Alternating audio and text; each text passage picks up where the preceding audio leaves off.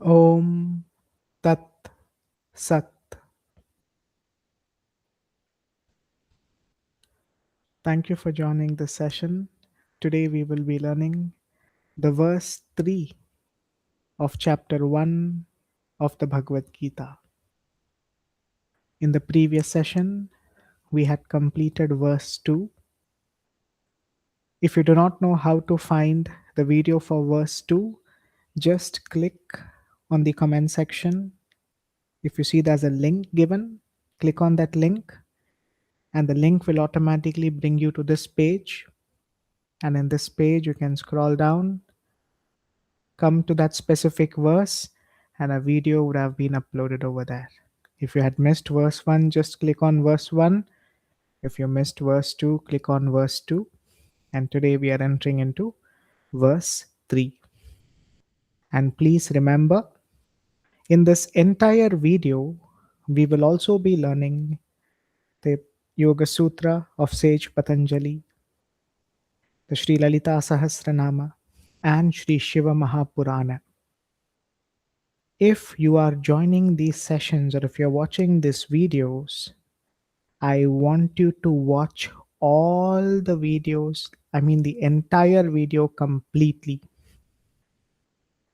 I don't want you to just watch the Gita and to end the video. If that is what you do, I do not consider you a part of my teachings or someone who would be following the wisdom which is being shared. If you're someone who's truly, honestly trying to grow in your spiritual journey, you'll have to watch the entire video until the end, until the talks on Dharma has been completed. The whole video has to be watched. That is why you can even watch it like 1 hour in the morning, 1 hour in the evening, again next day in the morning.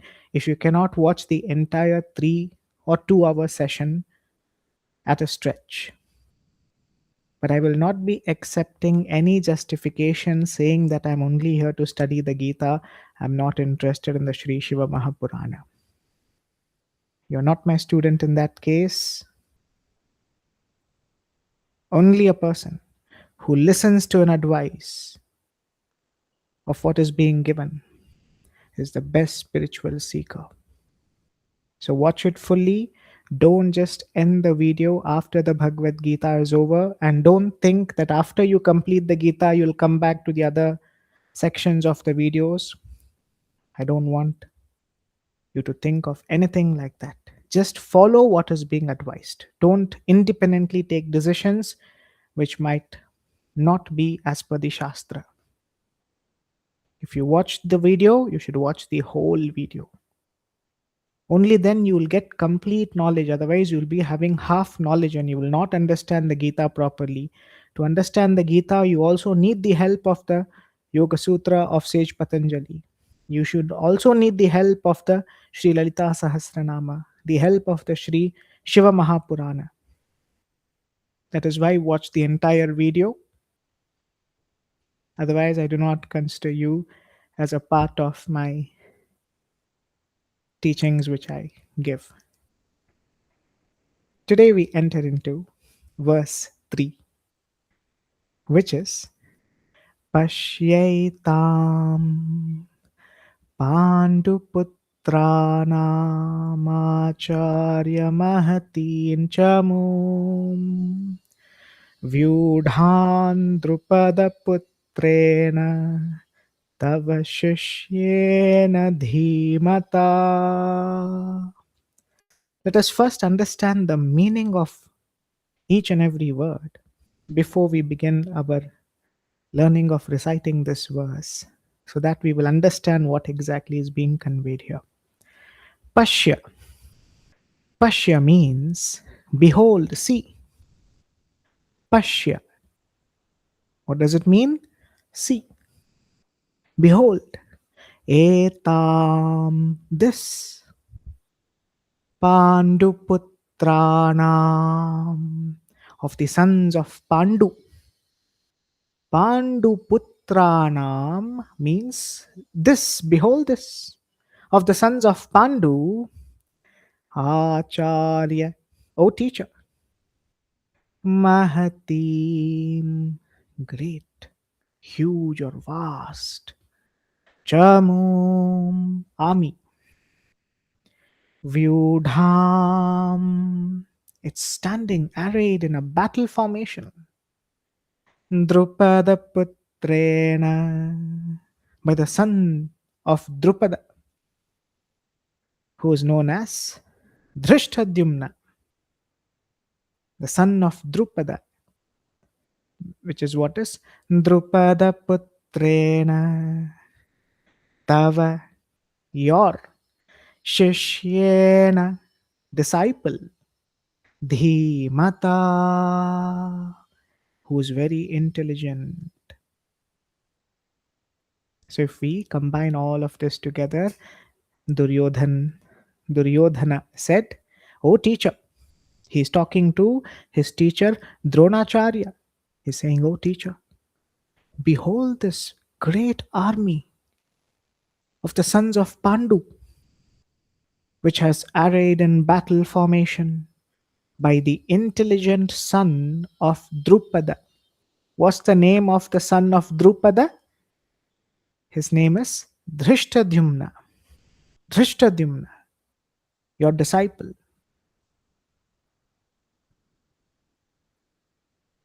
Who is your student? We'll get into more details about who was Dhrishtadyumna and who was Drupada when we get into the deeper meanings. But this is what this verse means. How does this verse come? It is following verse 2. In the previous verse we saw Sanjaya Uvacha Drishtva tu Pandavanikam Vyudhan Duryodhanastada Acharyamupasangamya Raja Vachanamabravit. In fact, Sanjay is telling to Dhritarashtra that seeing the army of the Pandava, which is in perfect battle formation, Duryodhana is going to his teacher Dronacharya and he's speaking. So this verse is Duryodhan speaking. Verse 3 is Duryodhana saying his teacher, Pashyaitam Panduputranam Acharya Mahatin Jamum. For easier recitation, we will break this into two. Panduputranam, which is one word. Acharya is the next. So we can give some space. It's easier when we recite it. That is what we will be learning now. This is how this verse can be recited in a much more easier way. Pashyaitam Panduputranam Acharya Mahatin Chamum. Why is that? This red highlight, if you remember, here we have an Anuswara. So the sound of the Anuswara here should sound like Mahatin Chamum. Let's do just this first half. Pashyaitam Panduputranam Pashyaitam. Repeat it after me. Pashyaitam. Say it loudly. Pashyaitam Panduputranam Acharya Mahatin Chamum. Say it.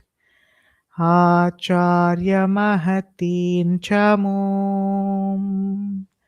Acharya Mahatin Chamum. This is the first line. What is the first line, if you remember? What was the conversation? Duryodhana goes to his teacher. Pashyaitam. Look at this. Behold. this huge army of Panduputrana.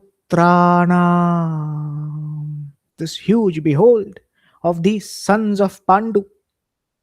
Acharya Mahatin Chamu. This huge army, dear teacher,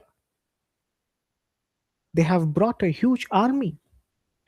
Vyudhan Drupada Putrena. Vyudhan. Vyudhan. Like a n ending.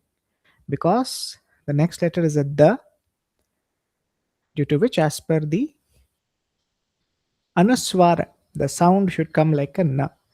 Vyudhan Drupada Putrena Tava Shishyena Dhimata. Let me just turn my noise cancellation. Okay, here you go. Vyudhan Drupada Putrena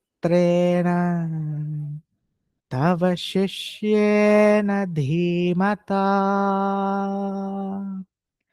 Vyudhan. Repeat it after me. Vyudhan Drupada Putrena Tava Shishyena Dhimata. He says, your student. Vyudham Drupada Putrena. Arrayed, perfectly placed by the son of Drupada, who is known as Dhrishtadyumna. Tava Shishyena. He says, your student. Dhimata has in fact placed this army so perfectly for battle. Your intelligent student. Now we begin with a deeper commentary for this verse, with your eyes being closed, with your back being straight. Listen to today's satsanga with deep attention and focus. Duryodhana is telling to his teacher Dronacharya,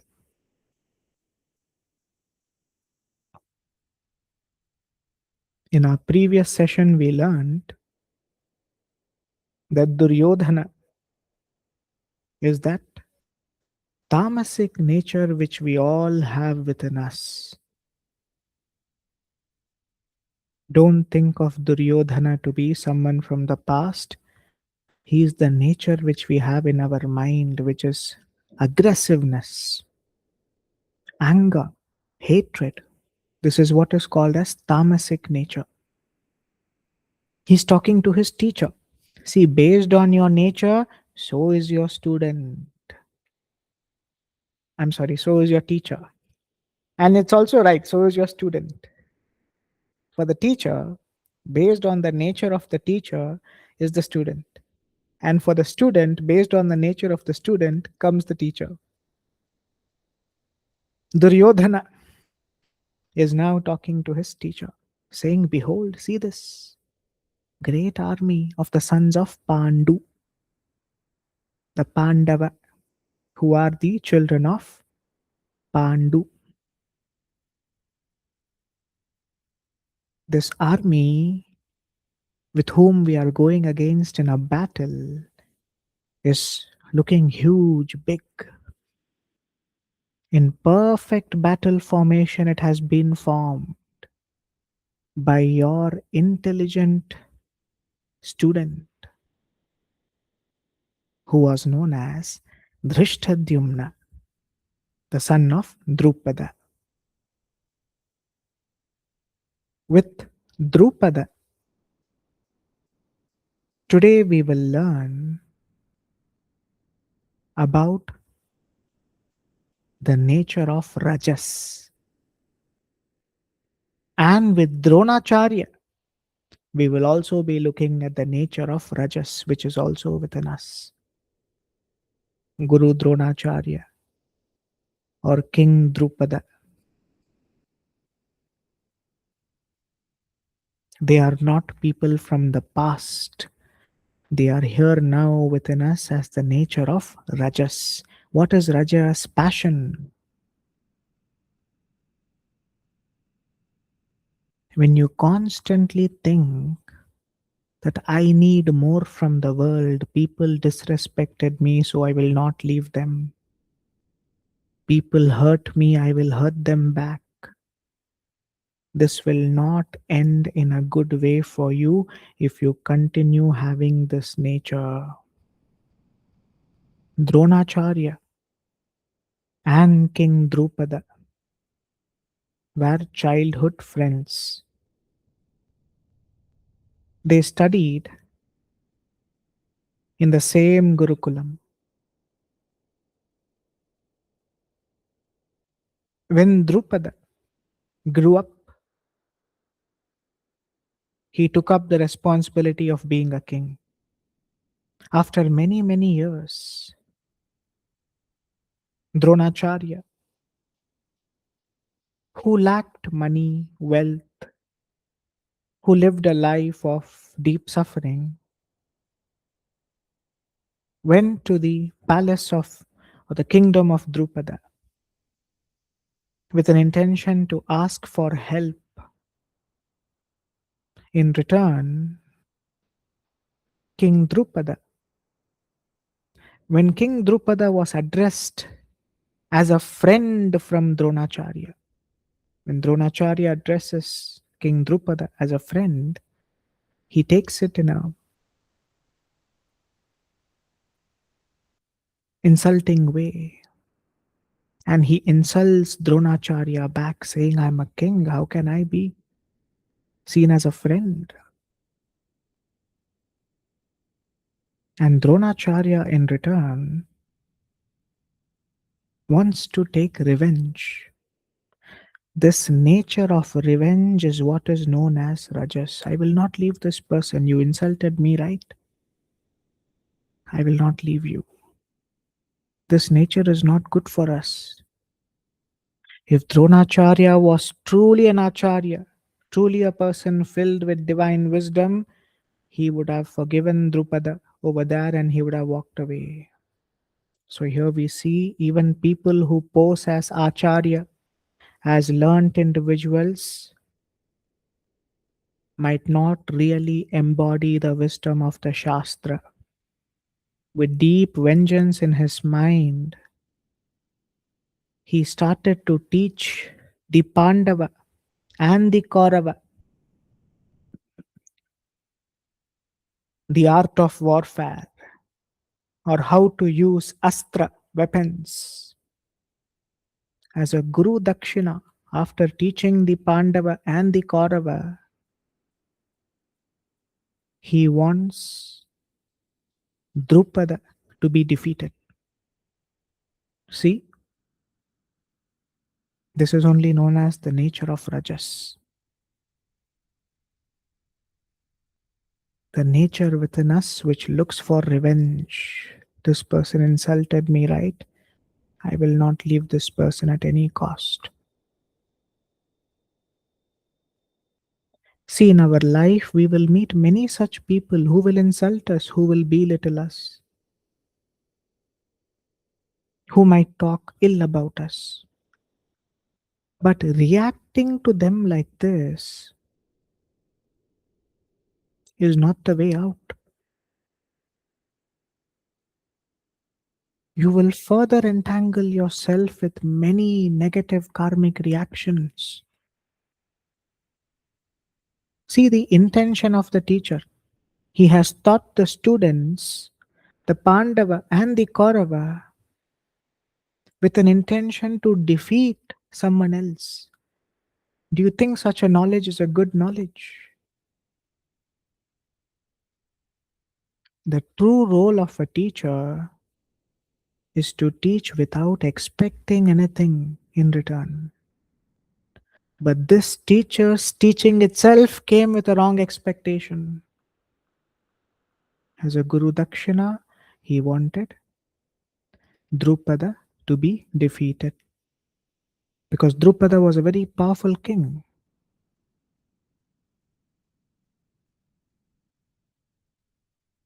So, what we learned from here in the first part of this incident is that never in your life do things with a base or an ulterior motive. It is not good for you.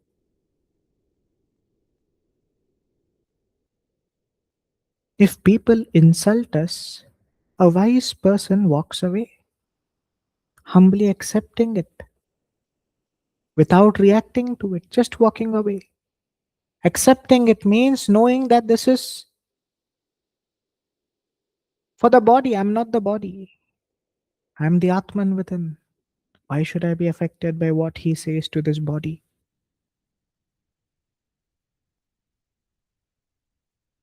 So, in our life, we will meet many people who will verbally hurt us. But that should not be taken as an opportunity to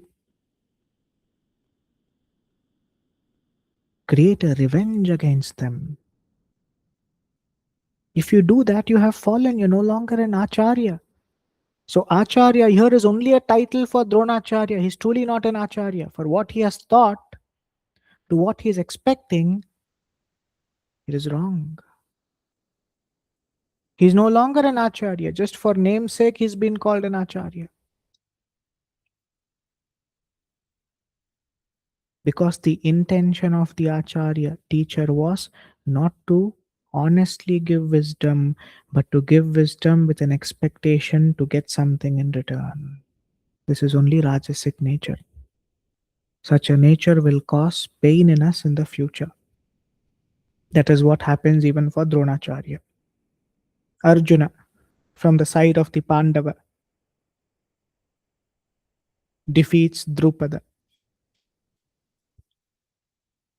and half of his kingdom is taken away and is given to the son of Dronacharya, who's Ashwathama.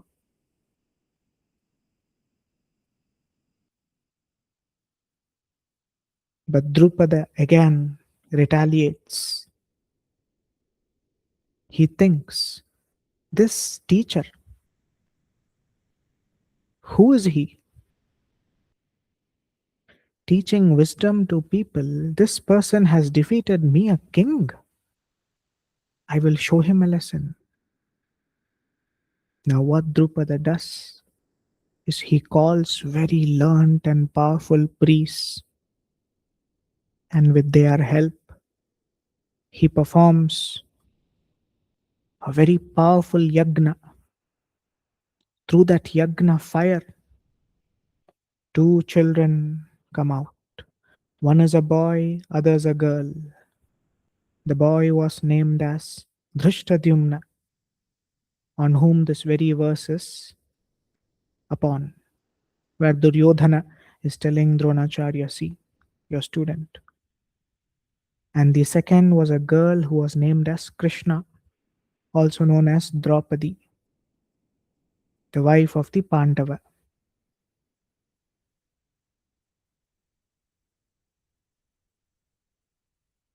Dronacharya, so this Drupada, through Yagna, he got the son and a daughter. The son was created specifically to destroy Dronacharya. See the intention. These are not good intentions to have. Again, revenge in the mind. So, dear sincere seeker, revenge is not good for you, neither is it good for the other person. This will never end. Started with Dronacharya. Now again Drupada. Again Dronacharya. It will keep going like this. That is why a true spiritual seeker, even if insulted, even if spoken ill about from the world, learns to forgive. Learn to forgive, learn to let go. Don't hold on to that nature of revenge which is rajasic.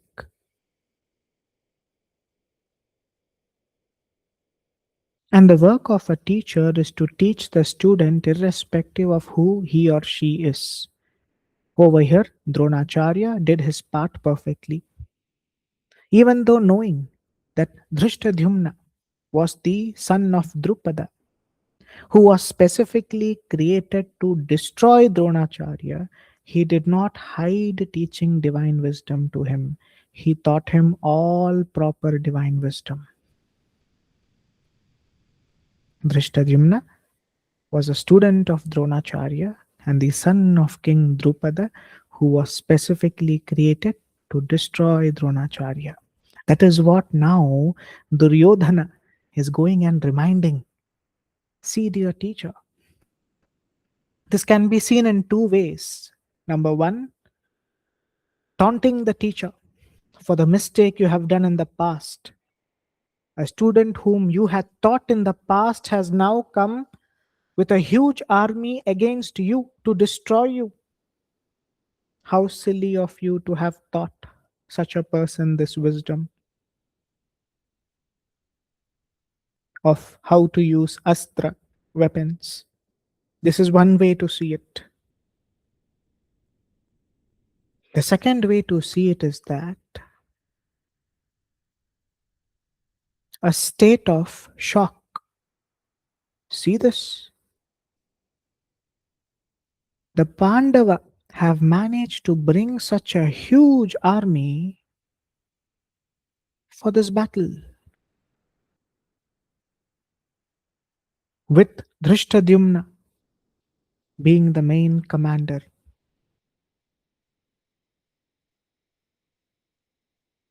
Your intelligent student who you trained is now standing against you. So, from this verse, what we learn is, dear sincere seeker, people will insult you in this world. People will speak ill about you. They will not respect you. Don't be triggered by that to react or to take revenge. You hurt me, I will hurt you back. It is not good.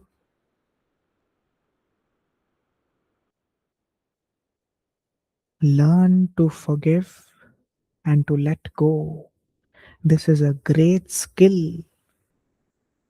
How people develop skills in relation to reciting the verses of the Gita with their eyes closed, or reciting the verses of the Veda with their eyes closed,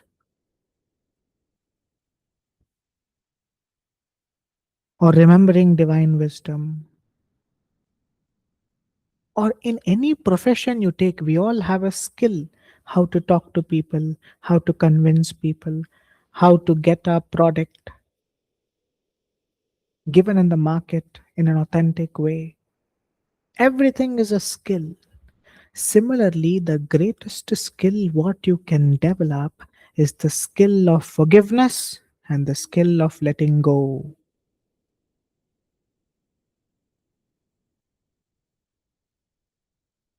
Forgiveness is a very, very important yama,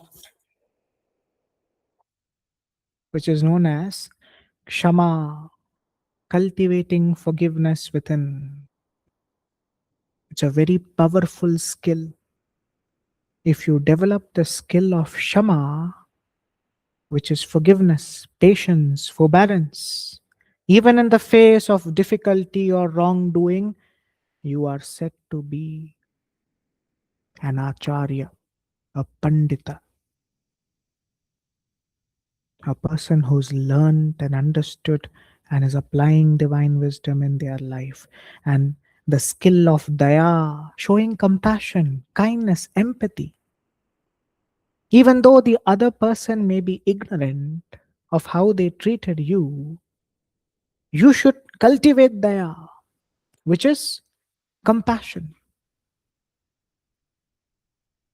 Compassion thinking that this person sadly has become attached to the nature of tamas. Let me not aggravate the situation.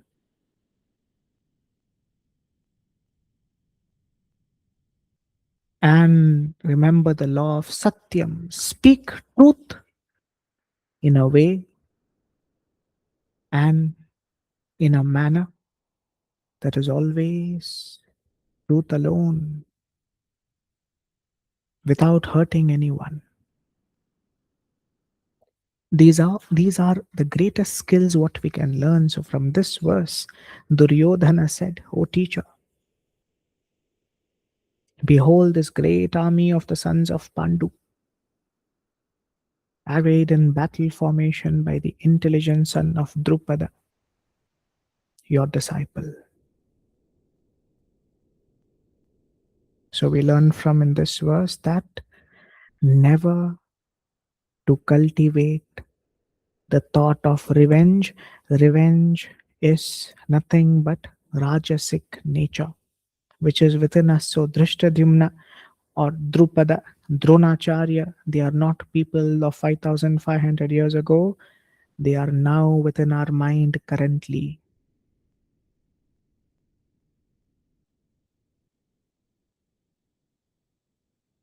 Pulling down people, insulting people. These are the behaviors of a Rajasic person. Taking revenge against people. Even though you can be very powerful, where you have the power to destroy the other person, you should never in your life make use of this nature. Get rid of it. It's not good for you. It will only bring destruction in future.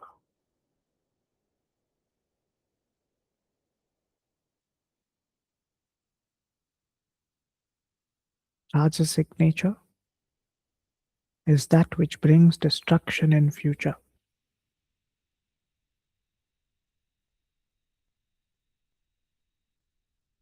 So in this verse we learn to move away from Rajasic and to always be surrendered to the inner Atman, or the feet of Bhagavan, your Ishtadevata. Now we will meditate on the mantra Om Paramatmane Namaha before we move to learning the Yoga Sutra. And remember, dear sincere seeker, if you're watching this video, I want you to watch the entire video, not just the Gita.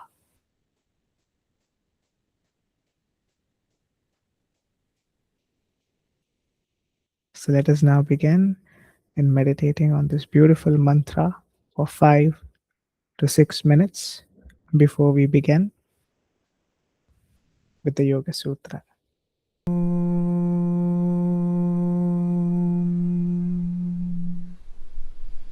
Paramatmane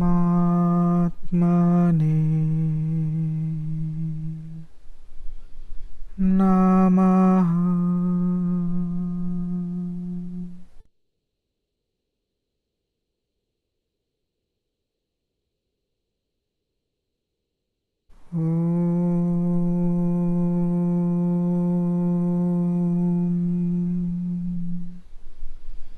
Paramatmane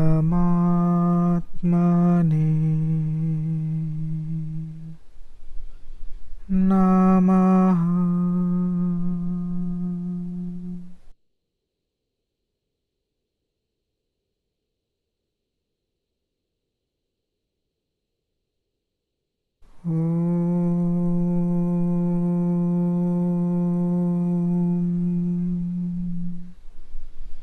Paramatmane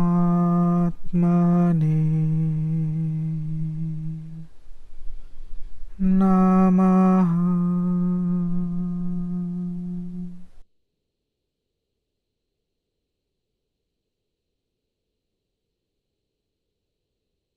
Om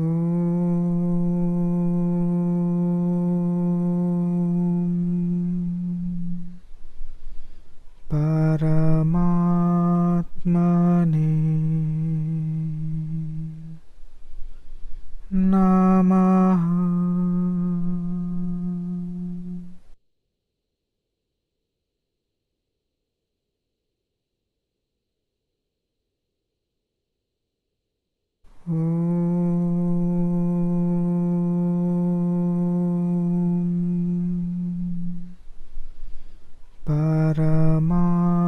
Paramatmane Namaha.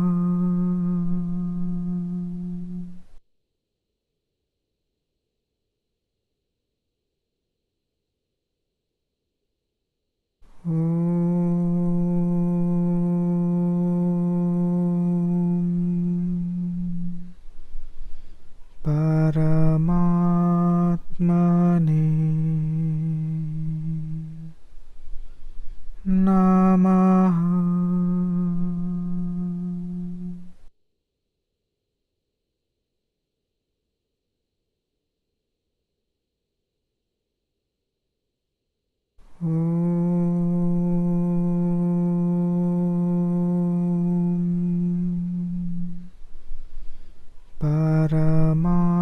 Paramatmane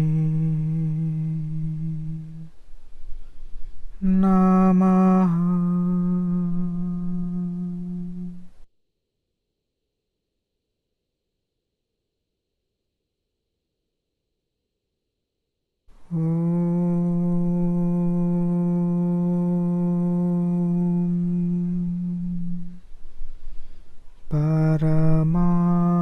Paramatmane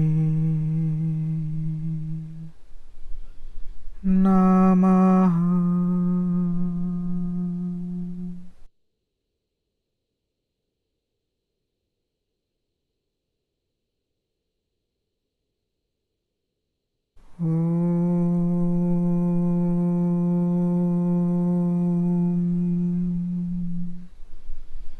Paramatmane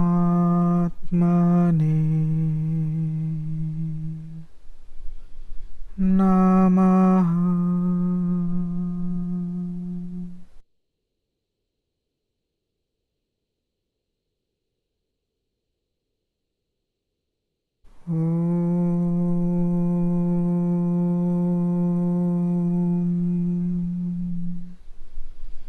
Paramatmane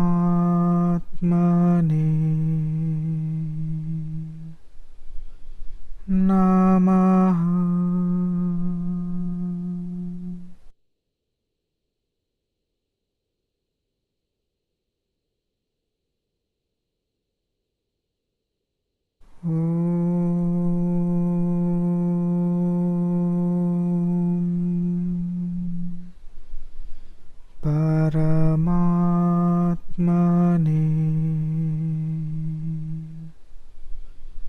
Namaha.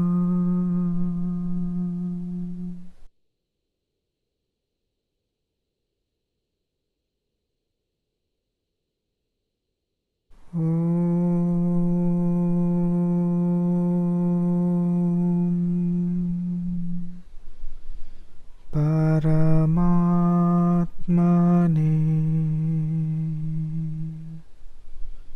Namaha.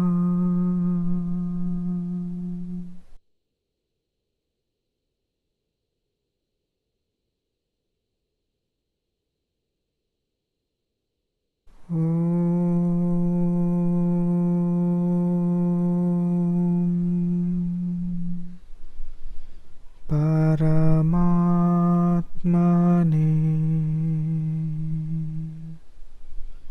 Namaha.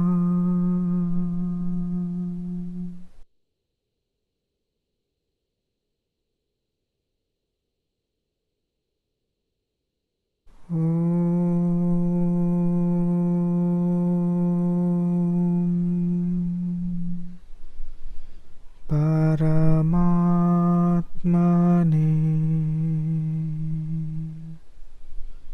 Namaha.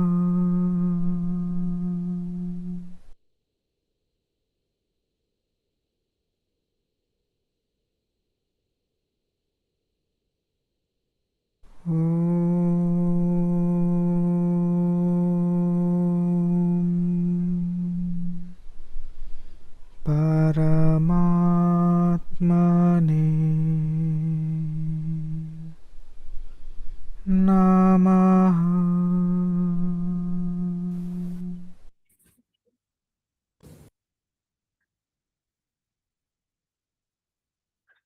Next, we move to the Yoga Sutra of Sage Patanjali, verse 5 and verse 6 is what we will be learning today.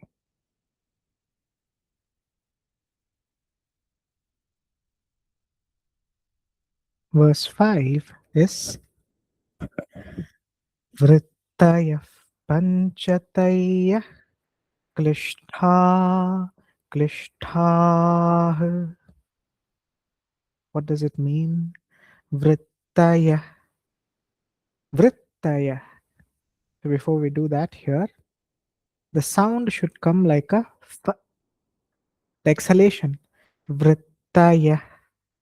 Vrittaya. I'll turn off my noise cancellation so you can understand how the sound comes. Vrittaya. Panchatayak. Klishtha. Klishtha. So what does this mean? Vrittaya. Vrittaya means modifications, the vritti. Panchataya, which is of 5 kinds. Klishtha, klishtha, afflicted. Aklishtha, non-afflicted. Vritti are of 5 kinds. What are they? When we look at this meaning even more deeper, we understand the modifications of the chitta are of 5 kinds, and they are either afflicted, leading to bondage and suffering, or non-afflicted, free from bondage and suffering. For example, first, to understand this verse correctly, we will have to take the help of verse 6. What are these 5 types of vritti? 5 kinds of vritti. They are pramana, viparyaya, vikalpa nidra, smritayaha. These are the 5 types of vritti. Number 1 are the 5 modifications of the chitta. They are pramana, correct knowledge; viparyaya, misconception; vikalpa, imagination; nidra, sleep; smritayaha, memories. In short, in our mind, observe your mind with your eyes being closed.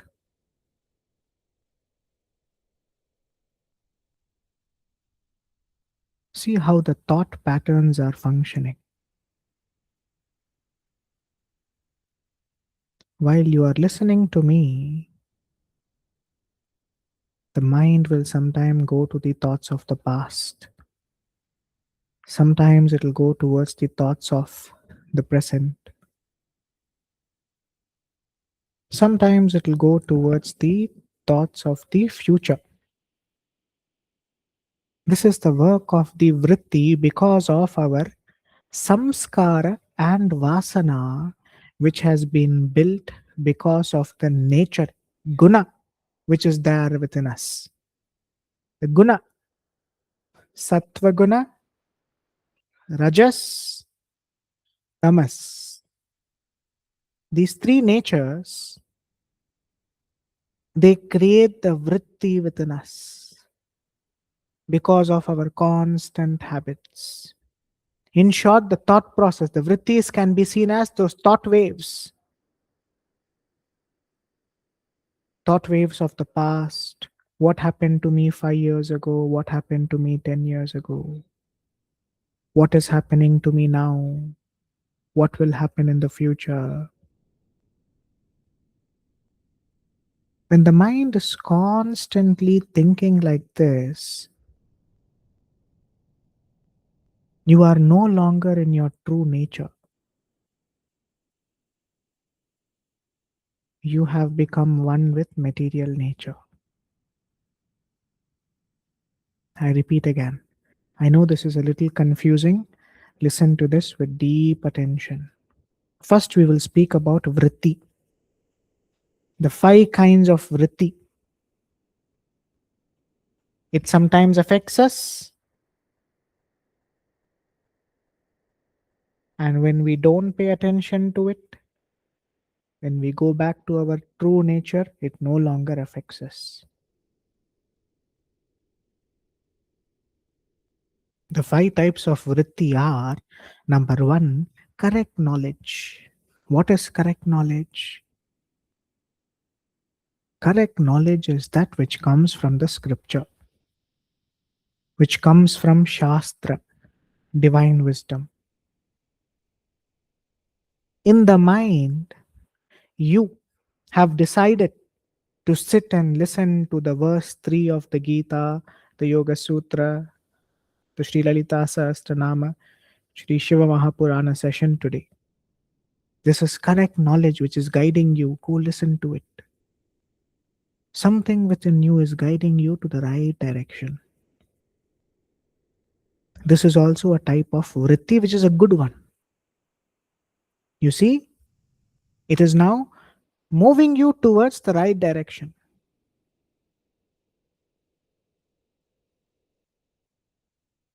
Deciding to attend this session, to watch this video, to study divine wisdom is also a process of the vritti, the thought patterns in our mind, in the antakarana, due to which you have now decided to study divine wisdom. So this is told to be as correct knowledge. Knowledge that reveals the truth, not any knowledge. Knowledge which reveals the truth of who am I? Why am I here? What is the purpose of my existence? When you realize this, when you understand this, and when you study related to this, it is said to be true knowledge, correct knowledge. Pramana. Either this is the thought pattern which is going on in the mind, or the second type of a thought pattern could be misconception, which is known as viparyaya. What is misconception? Misconception can also be seen as wrong knowledge. Accepting the body to be as us. This is my house, my car, my vehicle, everything is mine. I'm being in pain because of this attachment of mine. We learn this by other people's nature. This is what is known as viparyaya, misconception, wrong identification. From knowing that I am the Atman or I am that Purusha, that eternal consciousness, to now coming to the identification of I am this body.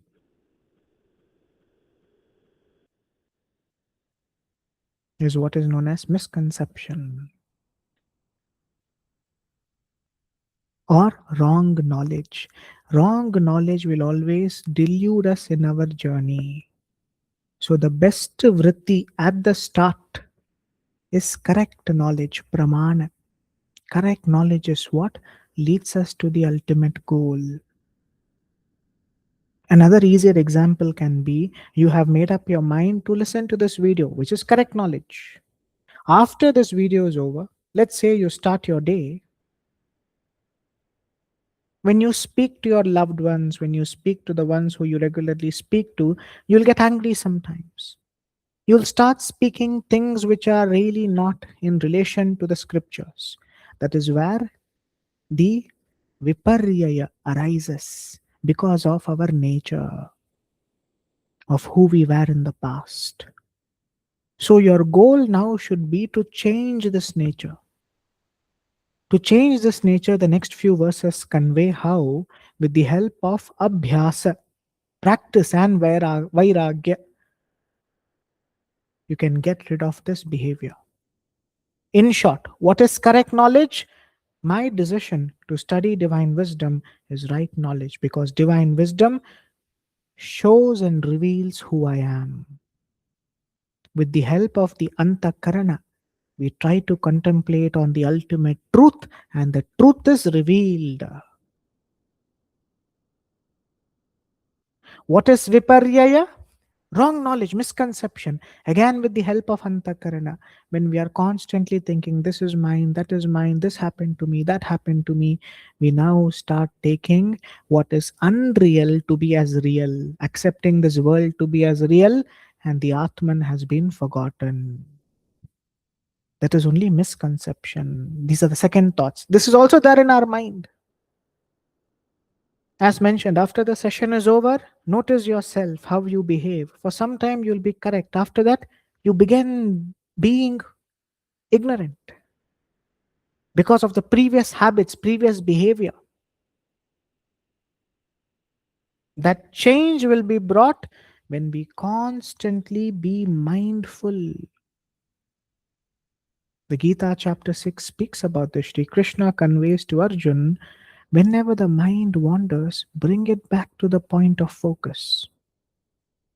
Which means, in simple words, whenever your mind wanders to wrong knowledge, become mindful and bring it back to right knowledge. And vikalpa, these are the third thought patterns in our mind, which is going on in our mind. These are your thoughts. First thought is correct knowledge, the shastric knowledge, the divine wisdom. Second thought process is wrong knowledge, identifying the world to be as mine. Third thought process is imagination, vikalpa. Imagination is that which is not based upon truth. You're just imagining something, pre-assuming, thinking this to be as the truth.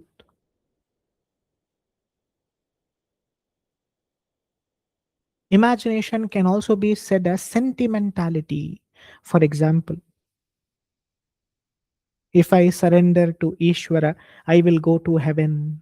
If I don't surrender to Ishvara, I will go to hell. These are the imagination, not proper knowledge.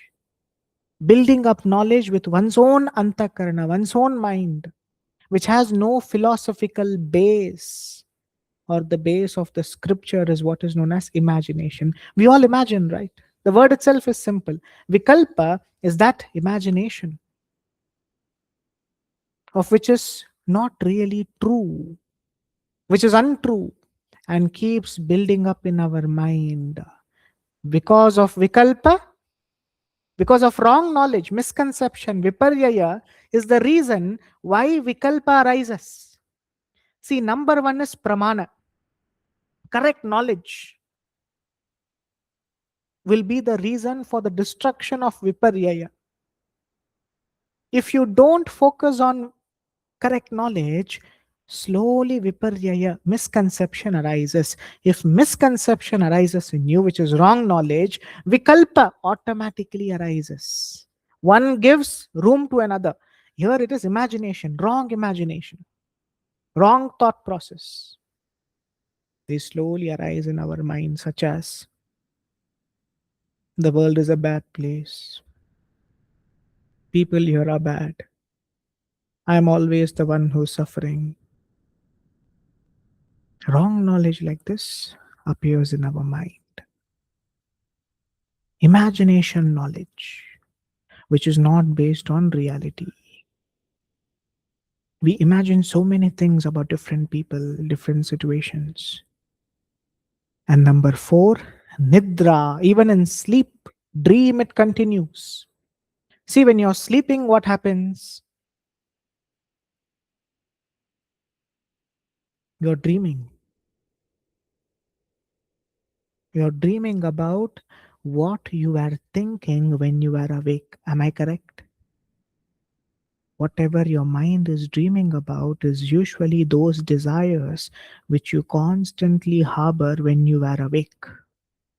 Or whatever you're dreaming are those thought processes which were continuing for many, many years. which is now arising in your mind, which is again thoughts of the world. See, from one wrong knowledge, what all is happening? Wrong knowledge, viparyaya, gives rise to vikalpa. Vikalpa, imagination, also continues in nidra, sleep or dream state. Even when you're dreaming and sleeping, you're thinking, my house, my family, my surrounding, my country, mine. And this next gives rise to smritayaha. It is now stored as memory. This is where the samskara and vasana are stored. Listen very carefully how the cycle is going of our antakarana, of our mind. So we are studying the mind. If you always read the scripture, if you listen to divine wisdom, your antakarana is in right knowledge. Only with the help of right, correct knowledge can you approach that which is beyond knowledge. The Purusha, the Atman, is beyond knowledge. The Yoga Sutra will teach us how to even rise above pramana, right knowledge, correct knowledge. Because knowledge are also words, wisdom, which fall under Prakriti. That Purusha, Atman, is beyond knowledge. There's no word, no sound which can reach it. It is beyond sound. But to reach that sound, to reach which is beyond sound, to reach which is beyond everything, it is important to first have correct knowledge. Where does correct knowledge comes from? They come only from the scripture. Like the Bhagavad Gītā, the Śiva Purāṇa. How beautiful was the story yesterday of Chanchula, which we learned. We learn right knowledge, right ethics, how to behave, what to do, what not to do. It makes us more aware. Correct knowledge comes from him. Correct knowledge can only take us beyond knowledge. Now, if you pay attention to viparyaya, wrong knowledge, misconception, when you don't properly study divine wisdom, when you're not surrendered, see, when you listen to this session in an egoistic way, thinking, I know everything. This is all something which I already know. These all is what ahankara is, what gives rise to misconception. Viparyaya, misconception comes because of our own ahankara, thinking I know what is knowledge. And from misconception comes vikalpa, which is imagination. Imagination of something which is untrue. It is just your mind-based thoughts, such as if I surrender to Ishvara, I will go to heaven. If I don't surrender, I will go to hell. All these 5-year-old talks arise, like how we see today's modern religions speak. Our God is higher God. Convert to our religion. You will go to heaven. These all are 5-year-old people. Brains is only so much because they don't have right knowledge. Ahankara made them get into the trap of viparyaya, misconception, wrong knowledge. Wrong knowledge gives rise to vikalpa, imagination. Their talks will be based on imagination. Imagination also continues in nidra, deep sleep. In sleep, in dreams, you continue thinking of what you were thinking when you were awake. And this further is stored as memories. Smritayaha. When these 5 things are always running in your mind, how will you come to your true nature?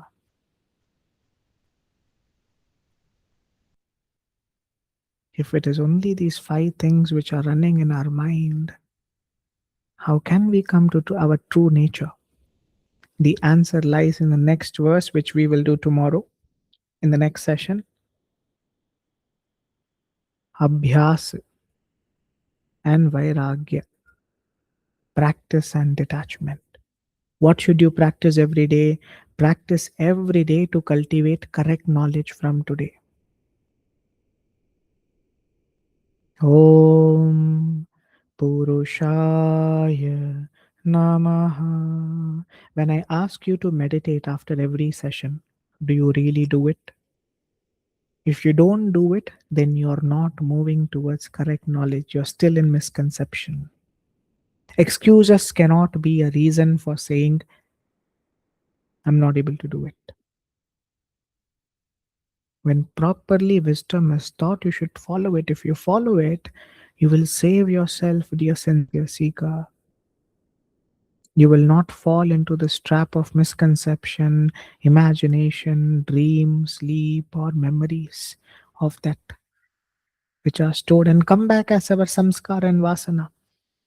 Our behavior continues to rise above this every day.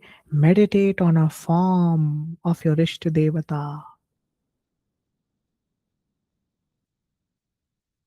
Meditate on a mantra of your Ishta Devata. Then what happens? The mind slowly becomes calm. It slowly comes back to the ultimate. It is only with the help of the Antakarana can we see the light within. It is the light within, the Purusha. Its grace, its power is what reveals with the help of this source.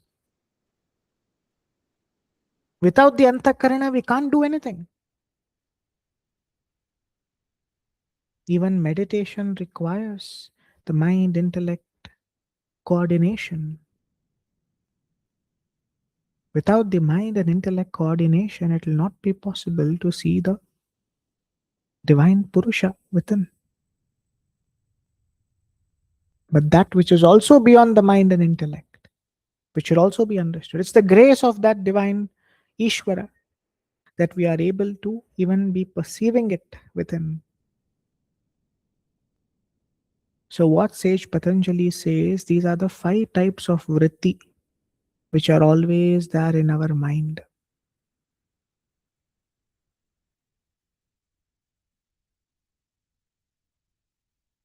In this, correct knowledge is what we should stick to, and with proper abhyasa and vairagya, we will rise beyond correct knowledge as well, which means that which is beyond knowledge.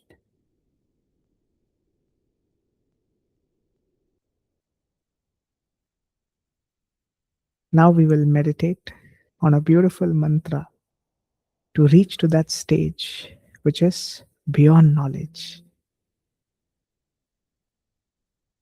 which is the mantra Om Purushaya Namaha. Repeat it with me. Om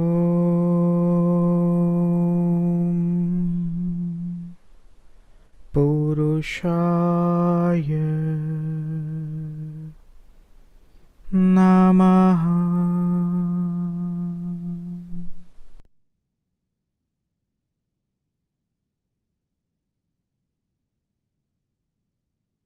Om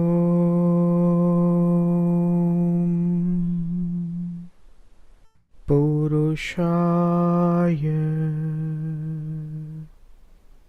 Namaha.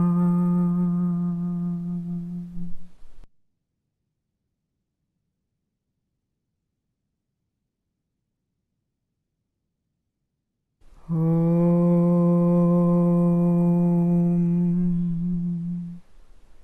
Purushaya Namaha.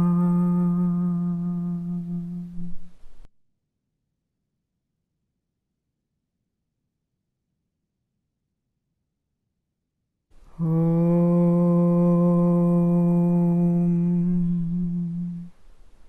Purushaya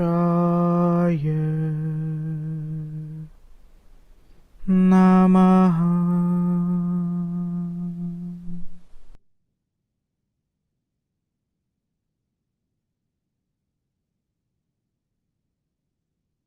Om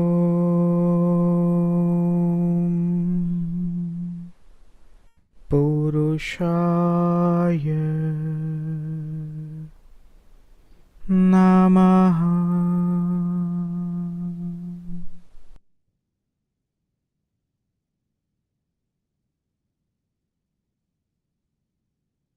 Om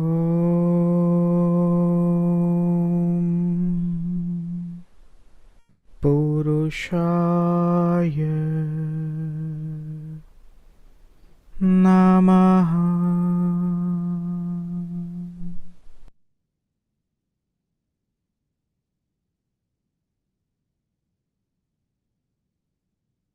Om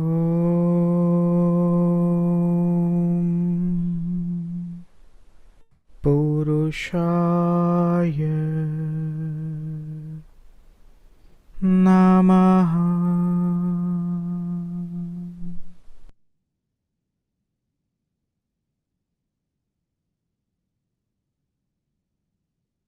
Om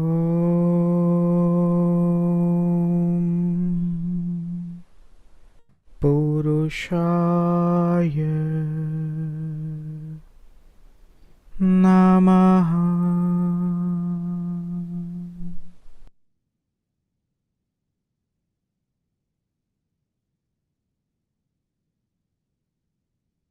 Om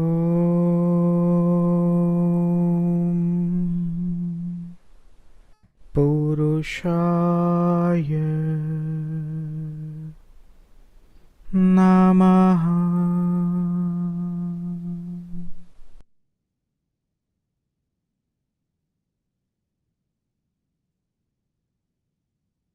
Om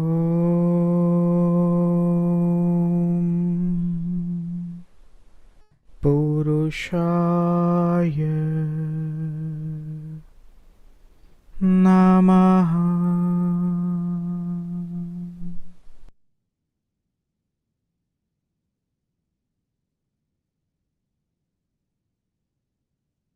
Om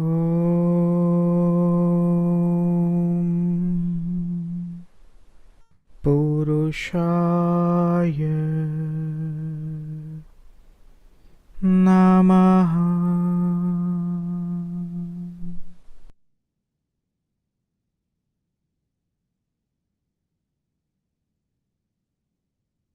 Om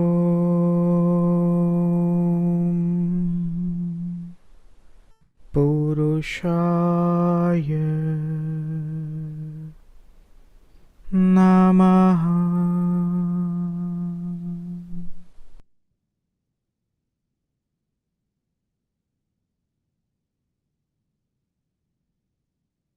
Om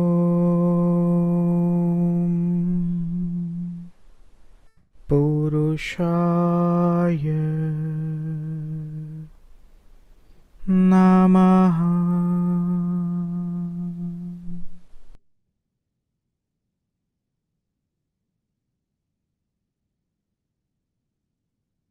Om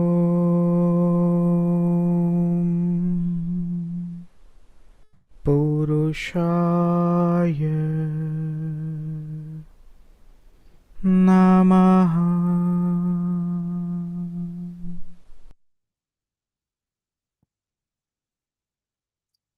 Next, we move to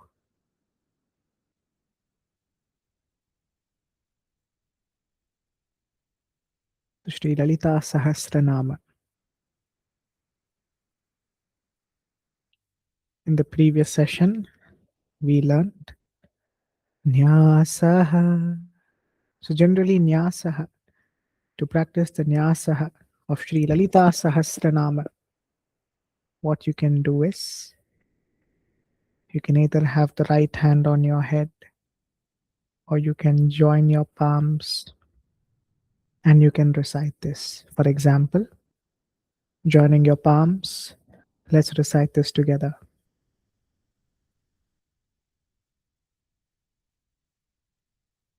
You can join your palms or keep your right hand over your head. This is much better. Om Asya Shri Lalitā Sahasranāma Stotramālā Mahamantrasya वशिन्यादिवाग्देवता ऋषयः अनुष्टुप्छन्दः श्रीललिता परमेश्वरी देवता श्रीमद्वाग्भवकूटेति बीजं मध्यकूटेति शक्तिः शक्तिकूटेति कीलकं मूलप्रकृतिरिति ध्यानम्. This is Nyasaha, in which we learnt the entire meaning yesterday in the previous session. Today we will be entering into Karanyasaha. Karanyasaha is where we are assigning or placing the mantra on the specific parts of this human body. Here specifically, Kara. Kara means hand. Kara Nyasa. Kara Nyasa is placing those divine mantra on our fingers, on our palms, so that we attract the grace of Ma Devi. So, in Karanyasa, it starts with this very beautiful mantra, which is Om Aim Angushtabhyam Namaha. So how it goes is, in your hands, with these two index finger, bring them below and slowly raise them up. Om Aim Angushtabhyam Namaha. That is one way to do it. Another way to do it is, some can even have their thumbs over here and just placing it there. Om Aim Angushtabhyam Namaha. But generally, this is most advisable. With your index finger, come to this bottom, and slowly you raise it up. Om Aim Angushtabhyam Namaha. Another way to do this is just join these two thumbs. Om Aim Angushtabhyam Namaha. And for every mantra, you can release a finger. Finally, it comes to Prāṇāyāma. So over here, the very first mantra of Karanyasaha is Om Aim Angushtabhyam Namaha.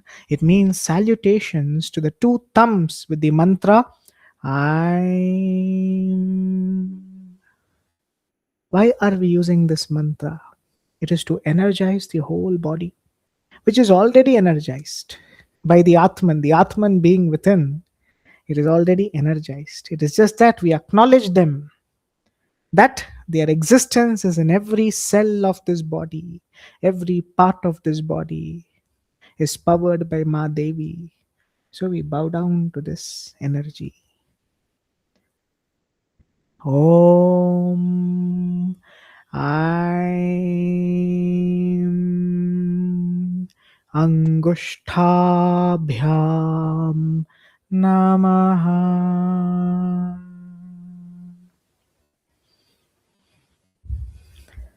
This is the very first mantra. We bow down to the thumbs. Imagine how useful are these thumbs. With the thumbs, we can accomplish so many things. To hold something, you want to hold a glass of water, you need your thumb. See how beautifully the human body is designed. So we bow down to the thumb who helps us. Imagine that I don't have a thumb. It is so difficult to hold this like this. And if it's very hot, it's even more difficult. If I have the thumb, I can hold it like this at the top. If it's very hot, and I can drink it. But imagine I don't have a thumb. So that is why in this Karanyasa, we bow down to every organ of the body that helps us to live a life of peace and comfort. So please do it with me again. Bring your index finger here to the bottom.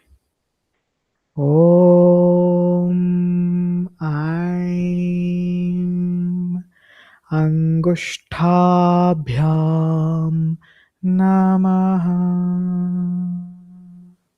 Slowly you raise it up. We thank these thumbs, which are also a rupa of Ma Devi. Imagine how beautifully she has designed it. So we can hold on to objects.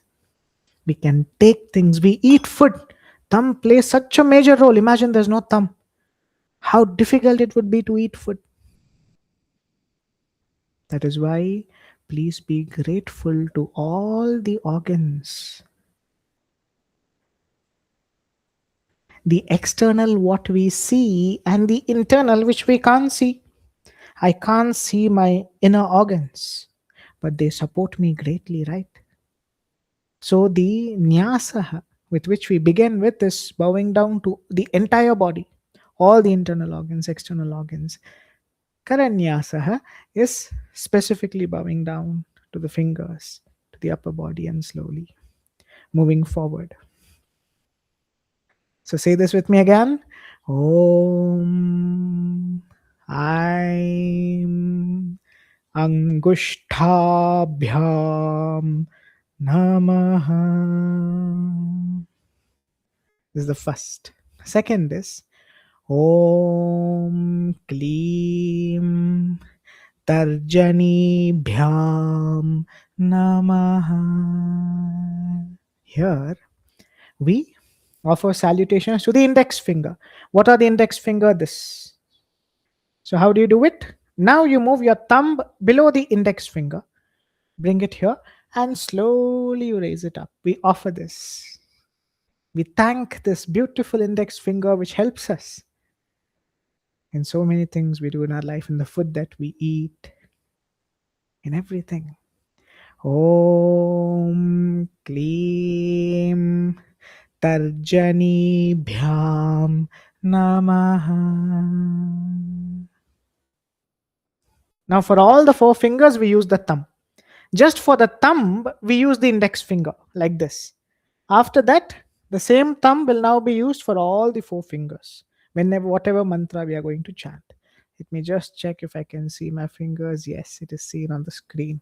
So you see, start from here and you slowly raise up. Om Klim Tarjanibhyam Namaha. But for the thumb alone, the index is used. Om Aim Angushtabhyam Namaha. So let's do it for the index again. Keep your thumb here.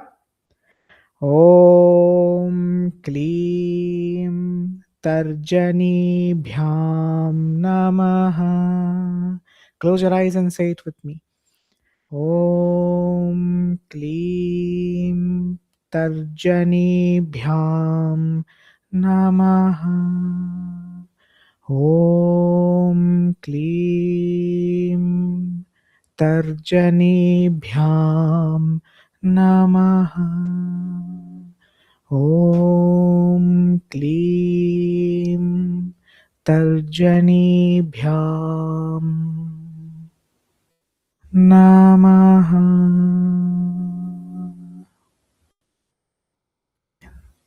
Next we move to the middle fingers.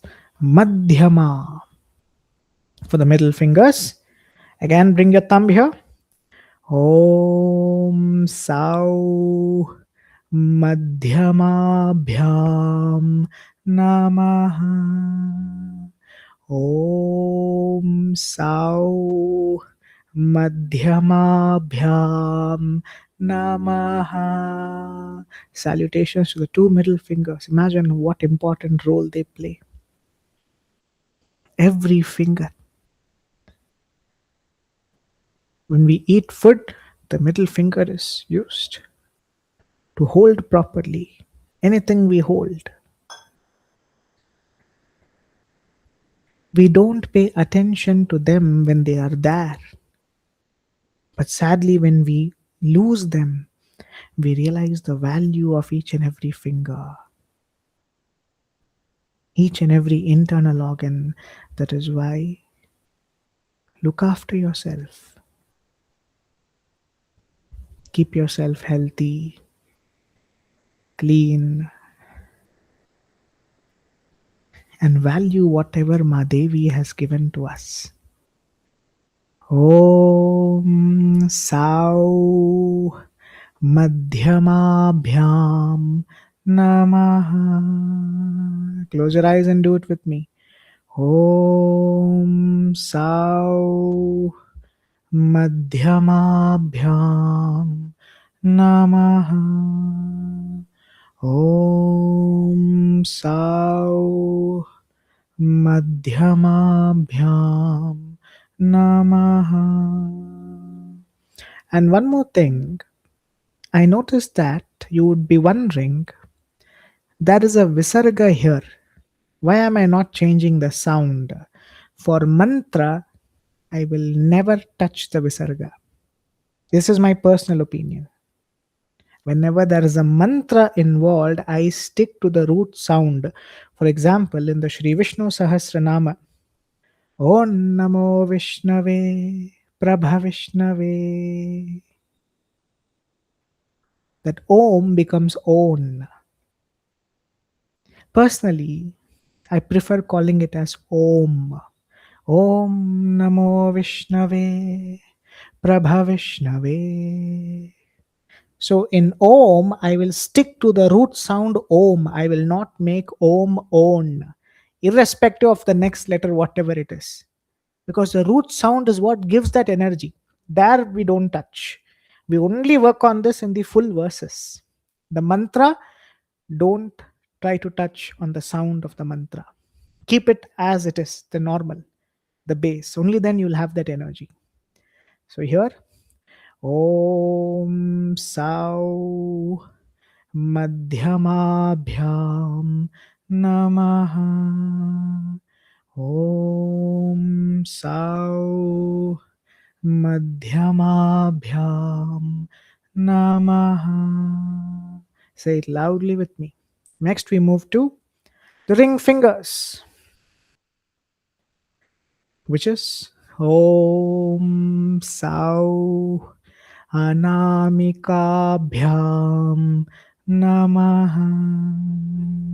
Salutations to the two ring fingers. How much they helped us. Imagine from the time the Jiva has entered this body, these fingers have helped us so much. In the food we eat and so many things that we do. Om Sau Anamikabhyam Namaha. You start from the bottom with the thumb and slowly rise up. Om Sau Anamikabhyam Namaha. Om Sau Anamikabhyam Namaha. Close your eyes and say it with me. Om Sau Anamikabhyam Namaha. Om Sau Anamikabhyam Namaha. Next we move to the little fingers. Again in the same way, keeping your thumb over here, slowly raising them up. It is Om Klim Kanishthikabhyam Namaha. Om Klim Kanishthikabhyam Namaha. Om Klim Kanishthikabhyam Namaha. Close your eyes and say it with me. Om Klim Kanishthikabhyam Namaha.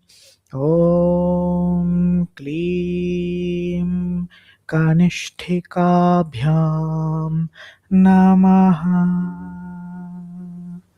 And next we finally move to the palms, the front and the back. So we do like this: front palm, back palm. We bow down to them. They have helped us in our life. Imagine how important are these palms, this wrist. Imagine if both are not there. How difficult life would have been. That's why we should be grateful for the support they have given us as long as we are in this body. So for the palms it is Om Aim Karatala Karaprishtabhyam Namaha. I've added a hyphen here so it's easier to understand how to correctly recite this. Karatala Karaprishtabhyam Namaha. Karatala Karaprishtabhyam. That's how it goes. It means salutations to the palms and the backs of the hands with the mantra Aim. So how we do it is Om Aim Karatala Karaprishtabhyam Namaha. Om. Just move like this. We bow down to this beautiful fingers and palms which help us to do all that we do in our life.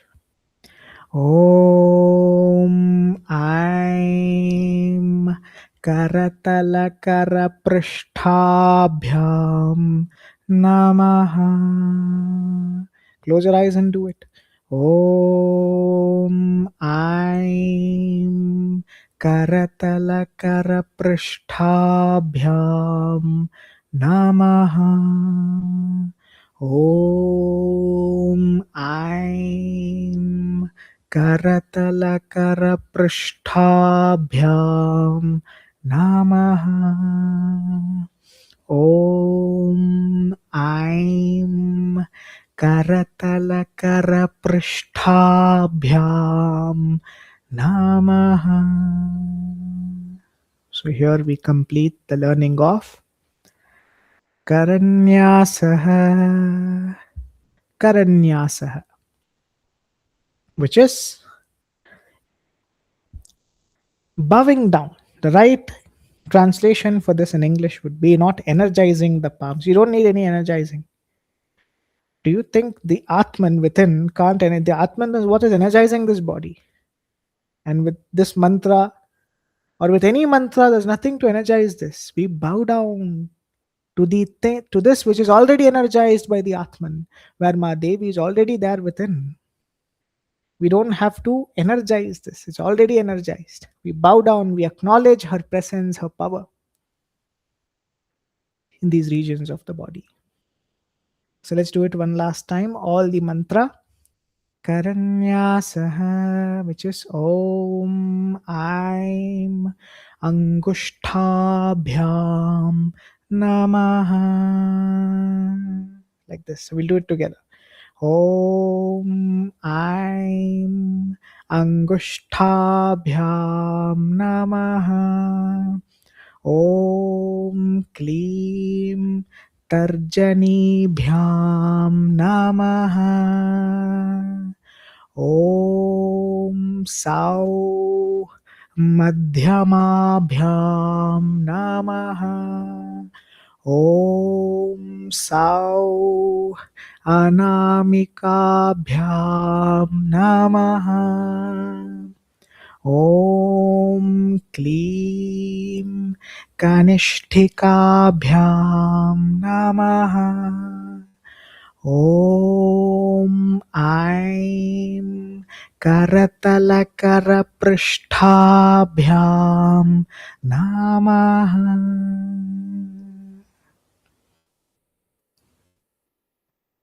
So this is for today. Next, what we will do now is we will meditate on a beautiful mantra. Om Aim Hreem Shreem Shri Matre Namaha for a few minutes before we move to the Shri Śiva Purāṇa.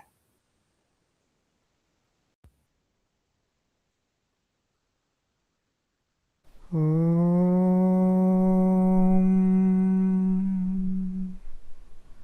Aim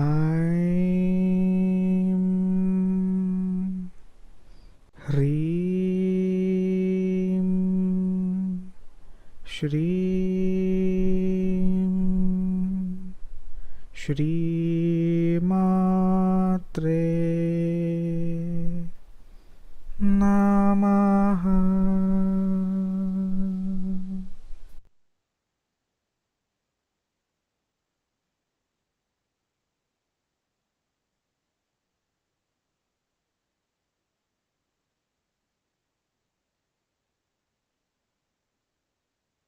Om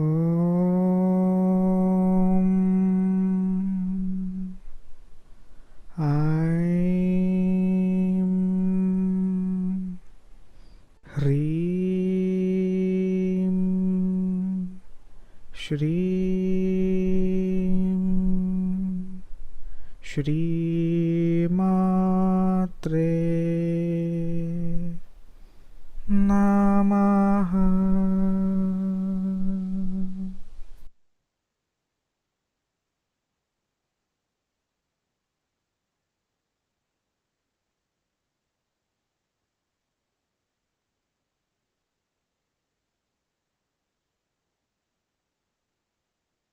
Om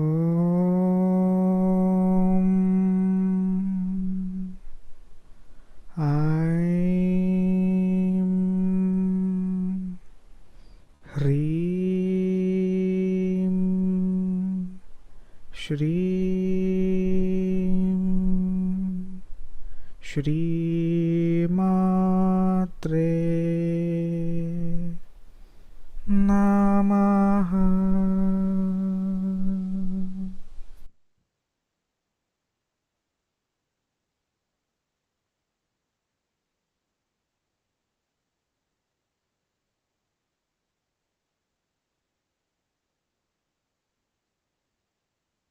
Om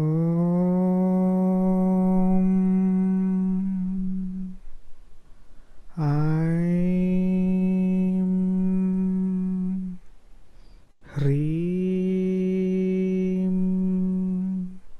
Shreem Shri Matre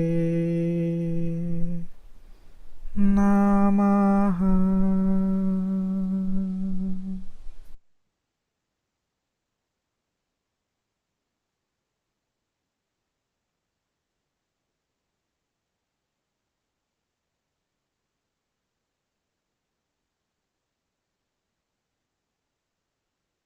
Om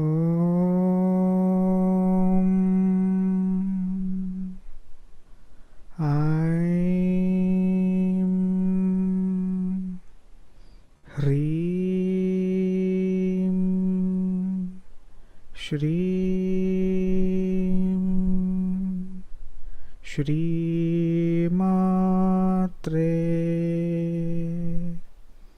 Namaha.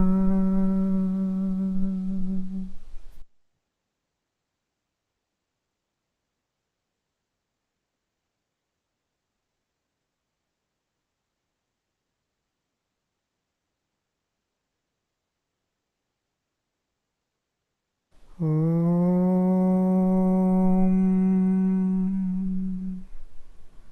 Aim. Hrim. Shrim. Shri Matre Namaha.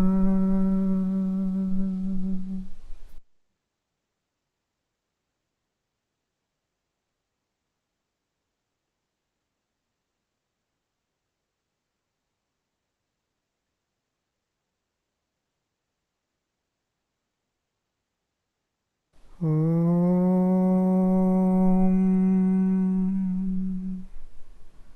Aim. Hrim. Shrim. Shri Matre Namaha.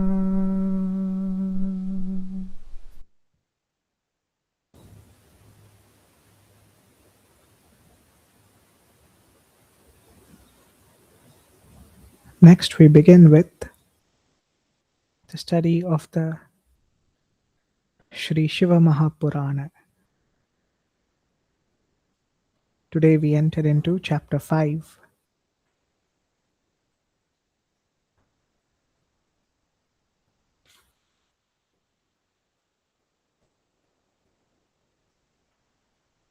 Here you go. This is chapter 5. Chapter 5 is titled as The Liberation of Binduga. In the previous session, we had learnt about Chanchula's dissolution and detachment. Who's Binduga? The husband of Chanchula. Previous session we did chapter 3, Chanchula's dissolution and detachment. And then we also did Chanchula's salvation from chapter 4. We learned how Prāyaśchita.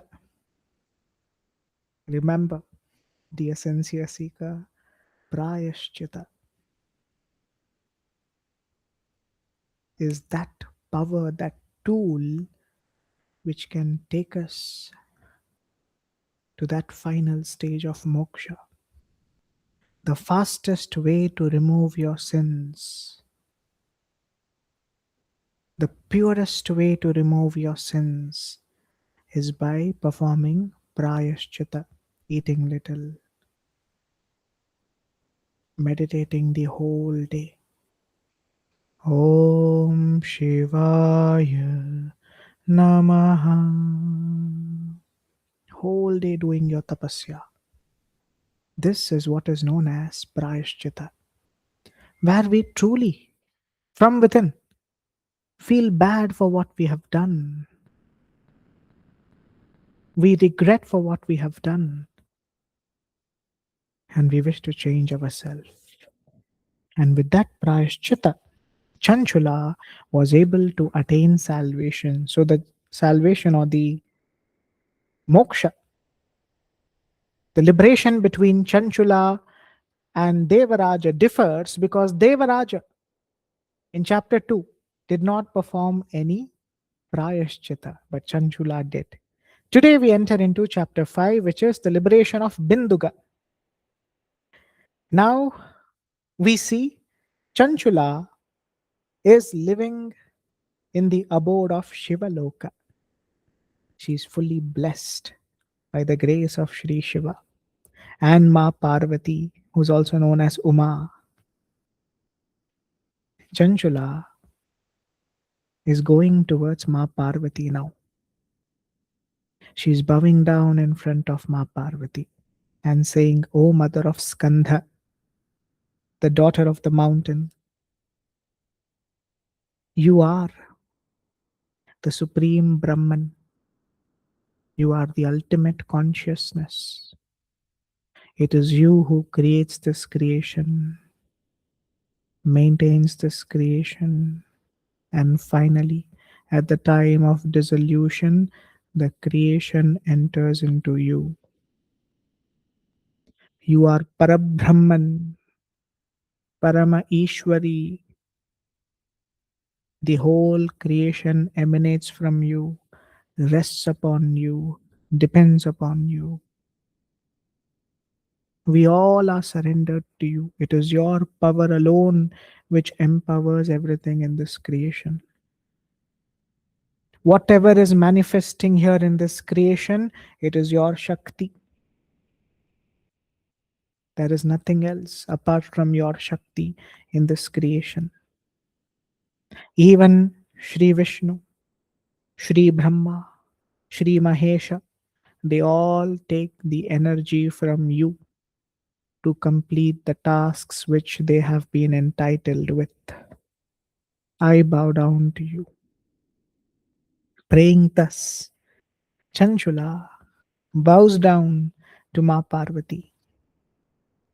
And Ma Parvati is now asking Chanchula, Oh dear beautiful Chanchula, please tell me, what do you desire? What is there in your mind that you wish to convey to me? See, Ma Parvati, Ishwari, who's said to be the one who's within us. She's an antaryami, which means she can understand what we all are thinking. Whatever is there in your mind, she already knows. And what is good for you, she will bring it in your life at the right time. That is why a devotee should always be surrendered to her, trusting her. See, a mother always gives the best for her child. She never wants to give anything lesser. She does not want to give anything which is not that good for her child. She's only looking for the welfare of her child. Similarly, Ma Parvati is always looking after your welfare. So, dear sincere seeker, stop wasting your time worrying about the world. She is here to look after you. So, why should you keep worrying about the things that have happened to you in your life or whatever will be happening in the future? Surrender to her. Chanchula is now telling Ma Parvati, Dear Ma Parvati, I do not know where my husband is at present. Remember when Chanchula was in the earthly realm, she was married to Binduga. So she wants to know, I do not know where is Binduga currently. What has happened to him? Where did he go?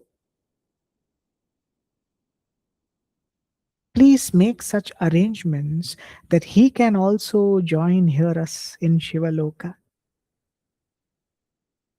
Binduga unfortunately walked on the path of adharma and he died before me. And I do not know what has happened to that sinner for all those sins which he has committed. So Chanchula here is thinking, the person who made me walk on the path of adharma, where is he now?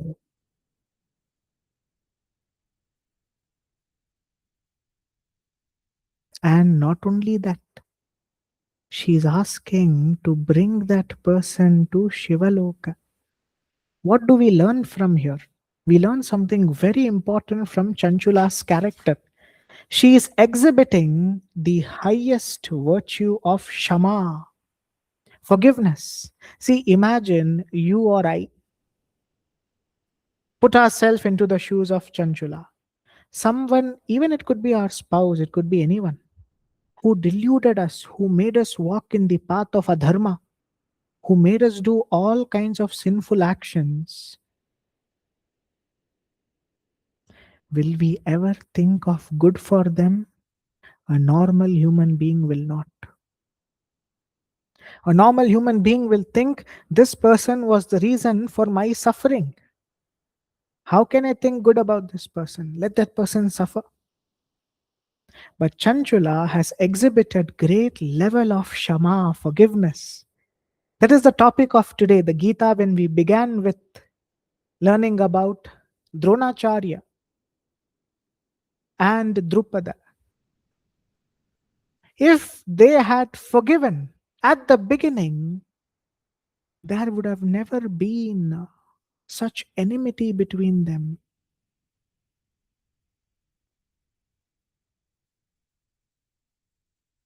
If Dronacharya had forgiven Drupada for that insult, he wouldn't have required to train the Pandavas and the Kauravas to go and defeat Drupada, which is vengeance. See, vengeance and revenge, that nature comes into us when we don't learn to forgive. A person who forgives is a person who has risen beyond bodily attachment. Like Chanchula, see what sins he made her commit. Imagine, Binduga himself was a big sinner. He tells his wife, you enter into sexual relationships with other men, give them pleasure, and take money from them. We will enjoy with that money. How he has, what advice, what a ignorant advice he has given to her. He deluded her whole life, he spoiled her life. But yet, Chanchula is not saying, I want him to suffer. She is saying, I want him also to experience this beautiful Shivaloka, where the mind is always surrendered at the feet of Shri Shiva. There is no more thoughts in the mind apart from the thoughts of Shri Shiva. What a life he would have if he would also come here. So, what Chanchula is showcasing is the heights of Shama, forgiveness, which we should also learn in our life.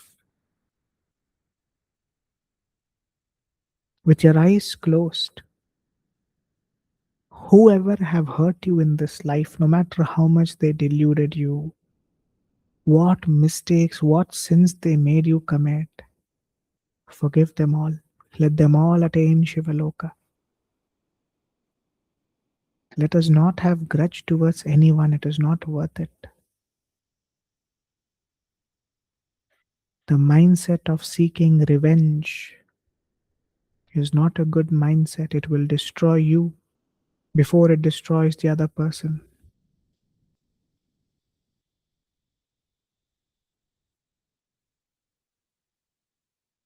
So Chanchula is asking Ma Parvati, oh dear Ma Girija. Girija is another name of Ma Parvati. I do not know where Binduga is at present, where he has gone to. Please make such arrangements so that he could also join us in Shivaloka. A person who was the reason for Chanchula's downfall, a person who deluded her, who made her walk into extreme adharma. She is saying, dear Ma Girija, give that person liberation. How many of us will do this? So it's such a great character that we can learn of what Chanchula is exhibiting. Ma Girija then responds, Oh dear Chanchula, that wicked fellow, Binduga, the foolish wretch who was enamored by other women, has been to hellish existence after he had dropped his body. So now Ma Parvati is telling what exactly had happened to Binduga after he had dropped his body. He went to the abode of Yamaraja. He was tortured there. He underwent various kinds of torture in the realm of Yamaraja, and now he has become a pishacha, a ghost, and burning his sins in the Vindhya mountains.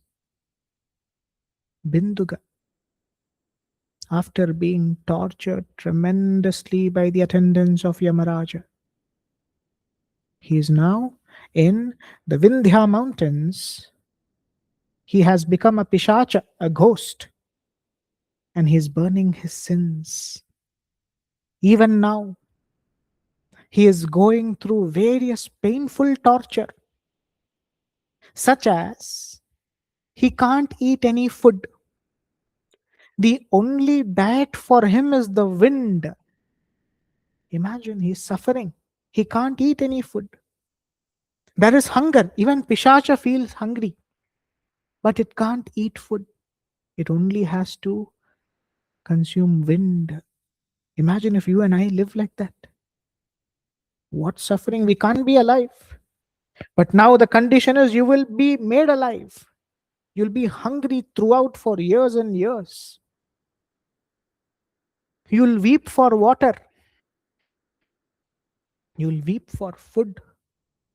And such was the plight of Binduga here. He's suffering from all sorts of miseries and is deeply going through a lot of pain and suffering. After hearing this, Chanchula was filled with deep distress. Chanchula says, "O Ma, Maheshwari, please be kind. Please redeem him. He's a wicked person. Of evil actions I understand, but please save him.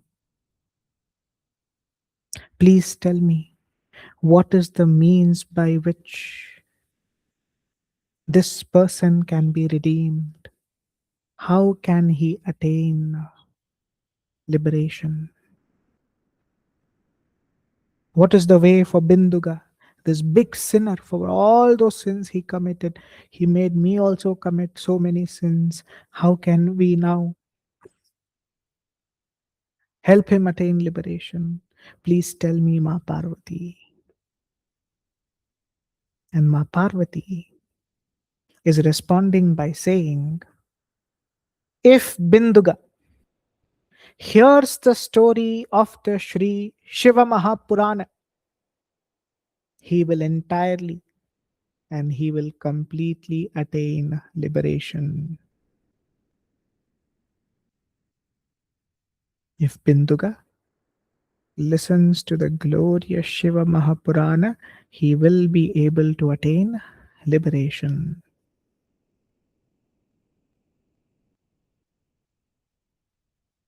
On hearing these words of Ma Parvati, Chanchula requested, "O Ma Parvati, please create an opportunity for him to listen to the glorious Śiva Purāṇa so that he can be liberated." See the word opportunity. That is why don't miss this opportunity of listening to this great Śiva Purāṇa. This wisdom has the power to fully liberate us. to make our mind move away from all kinds of worldly thoughts and worldly attachment.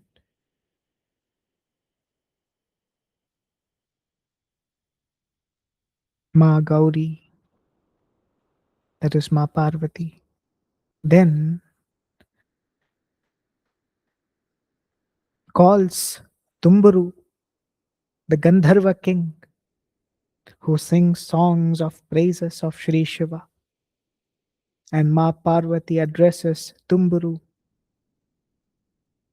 who constantly, Tumburu is a great sage who constantly keeps praising Sri Shiva, constantly meditating on Sri Shiva.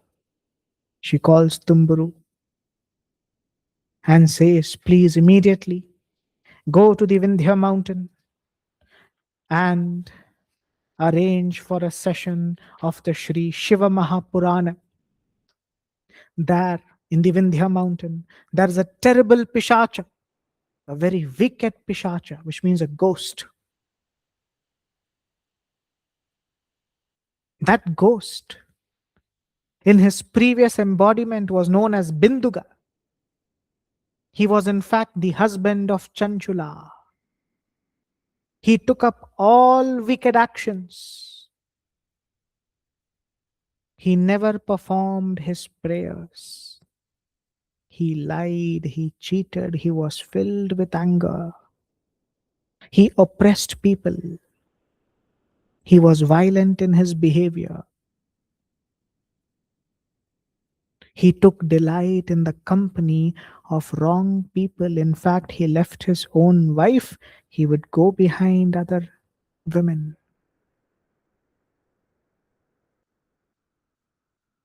He took delight in associating with sinful people.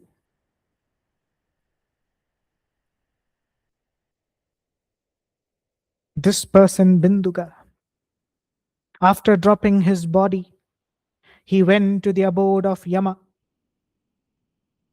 He stayed there for many, many years by burning his sins, by being punished there. After going to the hellish realms, suffering in the realm of Yamaraja, then finally he has taken up a body now as a sinful ghost, a Pishacha. He is now living in the Vindhya mountain. O Tumburu, go there. Make an arrangement to narrate the sanctifying story of the Sri Shiva Mahapurana. Do it in front of him. All his sins will be removed. As soon as hearing of this great Sri Shiva Mahapurana, he will drop off the body which he has assumed as a ghost, and he will be able to come to the abode of Sri Shiva, is what Ma Parvati has advised. What do we see till here is, see, Binduga has already burnt a lot of his sins. By going to the realm of Yamaraja, he was tortured like anything. For that ahankara, why is this done? See, this torture is not done to give you pain. This torture is done to make him understand what he did was a mistake, it was wrong. Sins cannot be justified.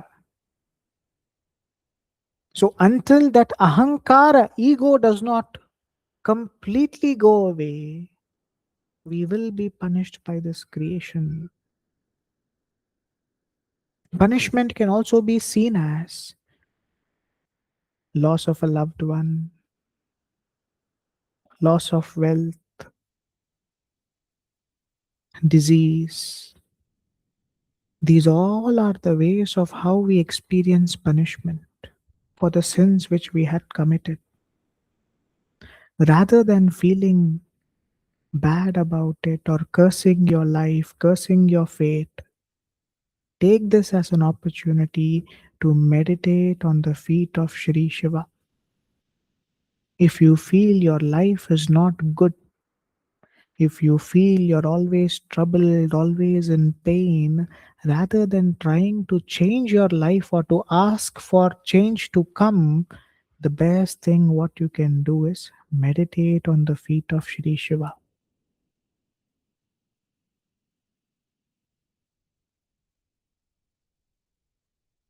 Chant his mantra. Om Shivaya Namaha. So Binduga is not being brought to salvation just because of the Sri Shiva Mahapurana. He had burnt a lot of his negative karma.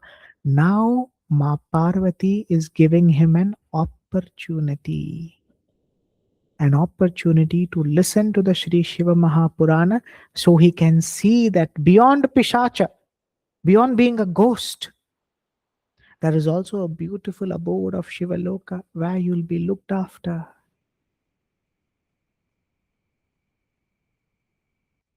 where you can get an opportunity to see how devotees live.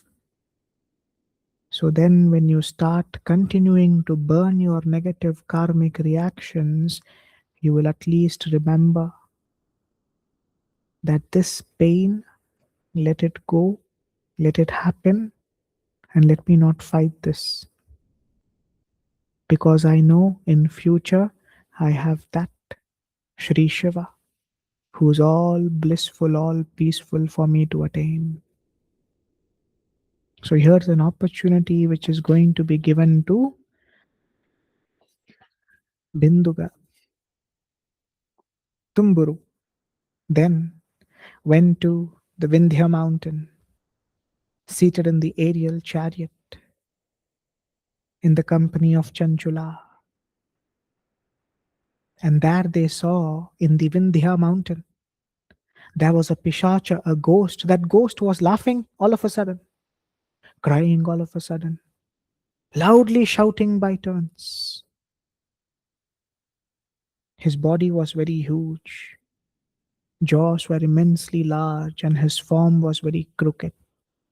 How did they identify him? They saw a huge ghost. All of a sudden, it's laughing all alone.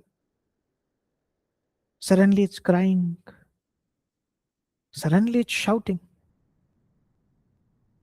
Do you all do this when you're alone? No, right? Because this is the behavior of a person who's attached to the nature of the guna as well. That is why you should be very careful. Sometimes you see many people when they are alone, they suddenly start laughing. Like our Binduga who's become a Pishacha. He's suddenly laughing, suddenly crying, suddenly shouting. That is why when you're alone, you should also pay attention to your nature. We simply keep laughing, thinking of the past. We become sad, thinking of what happened. We go through pain, mentally trying to scream, why did this happen? Why me? You should get rid of this behavior.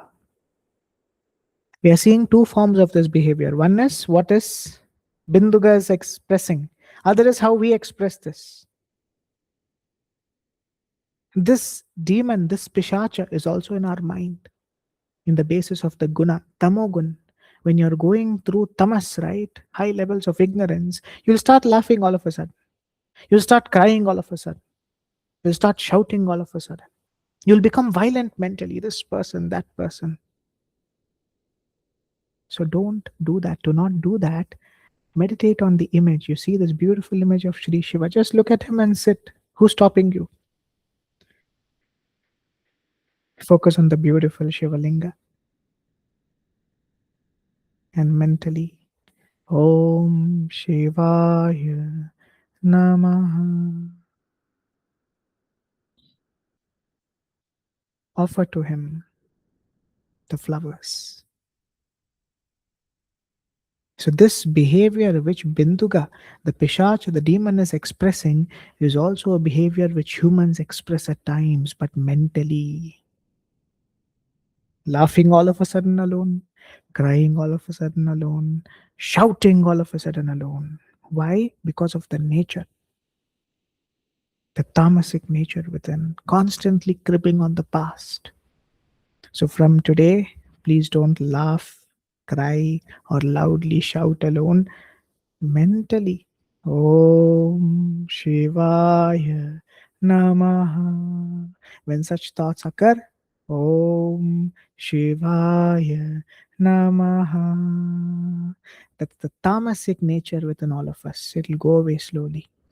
But here, coming back to Binduga, his behavior was so sad to see. It was very sad to see how he was. The powerful Tumburu, the singer of the excellent songs of praises of Sri Shiva, forcefully caught hold of the terrible ghost Pishacha by his noose, or that nooses are those long threads with which they hold. And for the sake of for listening to the discourse of the Sri Shiva Mahapurana, Tumburu made all the arrangements for it to take place. There was a discussion among all people in every region of this creation. People were discussing, saying, "Hey, do you know, Tumburu has gone to the Vindhya mountain on the suggestion of Ma Parvati to narrate the story of Sri Shiva Mahapurana and to redeem that Pishacha, that ghost. Let us also go there. Let us also listen to this glorious Shiva Mahapurana. If it can redeem a ghost, then we, sages, human beings, are truly blessed." See, what we learn from here is a ghost is being redeemed with the help of the Sri Shiva Mahapurana. A ghost, an evil ghost, Pishacha.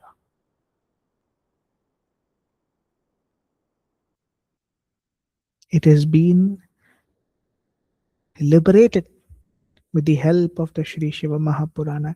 So we, dear divine seeker, will easily be liberated if you listen to this with deep attention.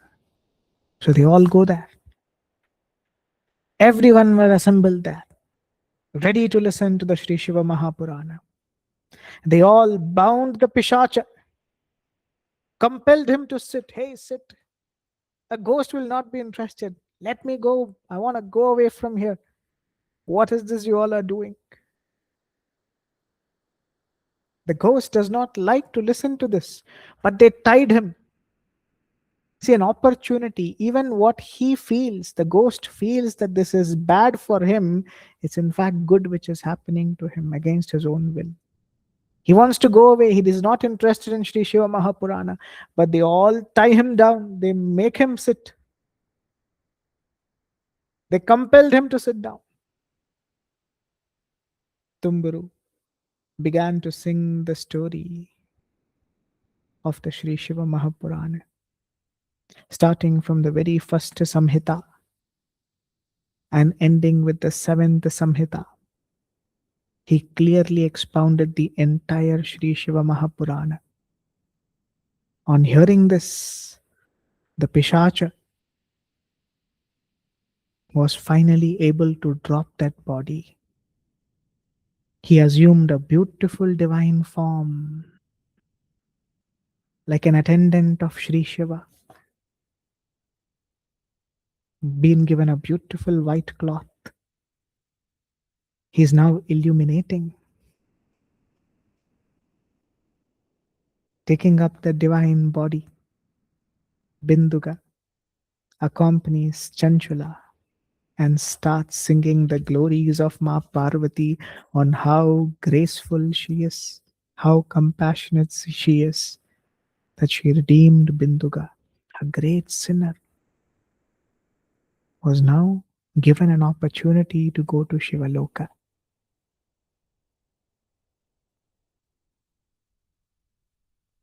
All the sages seeing this were deeply delighted. They all were gratified on hearing the wonderful story of the Sri Shiva Mahapurana. Binduga, in his divine form now, is accompanying Chanchula and moving towards the realm of Shivaloka. Binduga was in fact welcomed by Sri Shiva and Ma Parvati and was lovingly made their attendant. In that abode of Sri Shiva, he enjoyed excellent bliss and deep peace. Thus, this great Sri Shiva Mahapurana has the opportunity to remove sins of the person who listens to this with deep attention and helps them to attain liberation. So, here we see this chapter. Binduga goes to the abode of Sri Shiva. But remember, he goes to the abode of Sri Shiva after burning all his negative karmic reaction. He already had a fair share of suffering. He went to the abode of Yamraja, where he was tortured a lot.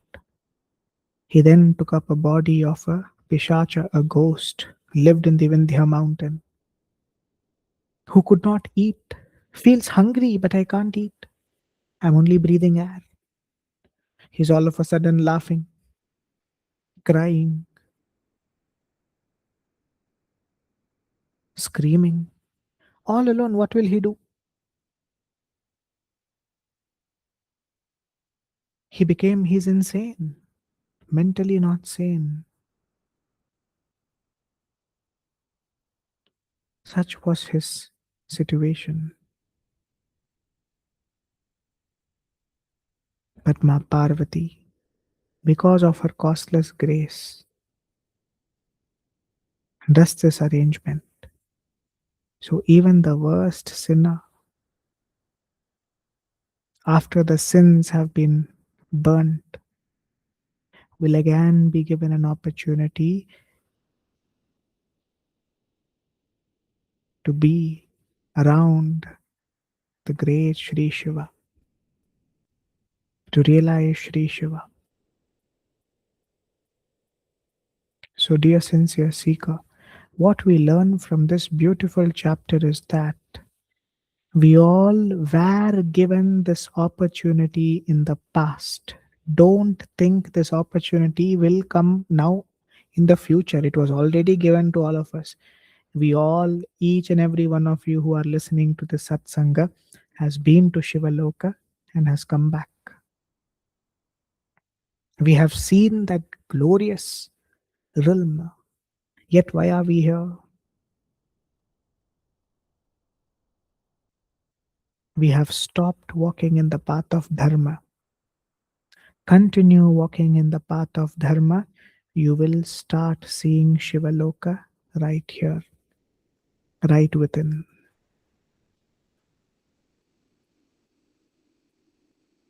So, this beautiful chapter showcases the power of Shama, forgiveness. People would have made us do many things which are wrong. People would have been the reason for why we took on the path of unrighteousness. But Chanchula showcased that Shama, forgiveness, is far superior to revenge. Chanchula gets a permanent abode there, whereas Binduga again will have to burn more of the karmic reactions which could have been pending.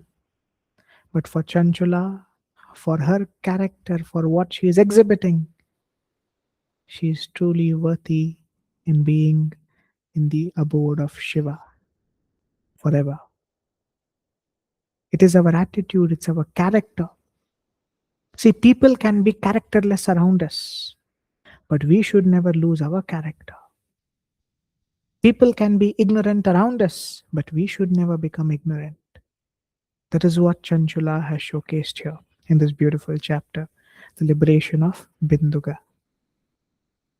Next, we move to the rules of listening to the Sri Shiva Mahapurana. So, in this chapter, it is very basic rules. The rules is very simple. I'll make it short and simple. Whenever you listen to the Sri Shiva Mahapurana, I want you to focus on the image of Sri Shiva.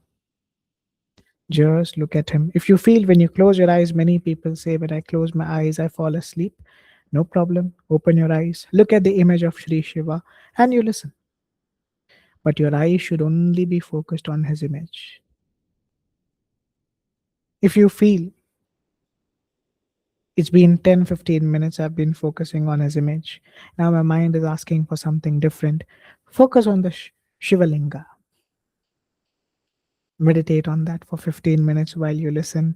Again, come back to the image of Sri Shiva. This is your rule. You follow this, it is more than enough. Listen to it with deep dedication. Don't drive your car. Cooking, food, listening.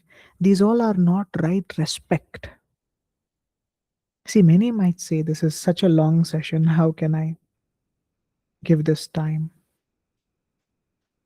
You can make time for this.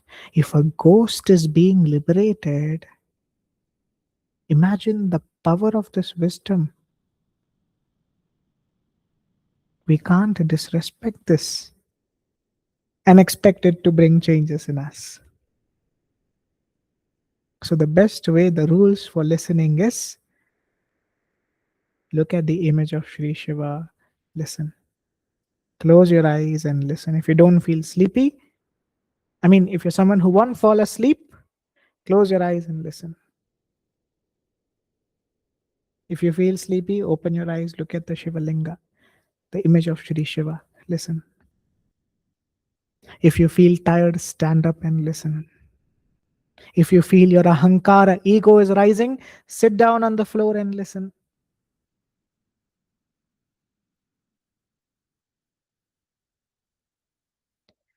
Whatever you do, listen to it with attention. Even before you go to sleep, listen. Or if you want to listen to this wisdom and going to sleep, that is also great. Like the Yoga Sutra. In deep sleep or in sleep, there is still thoughts in the mind, right? Those thoughts can be replaced with the thoughts of the story of the Sri Shiva Mahapurana.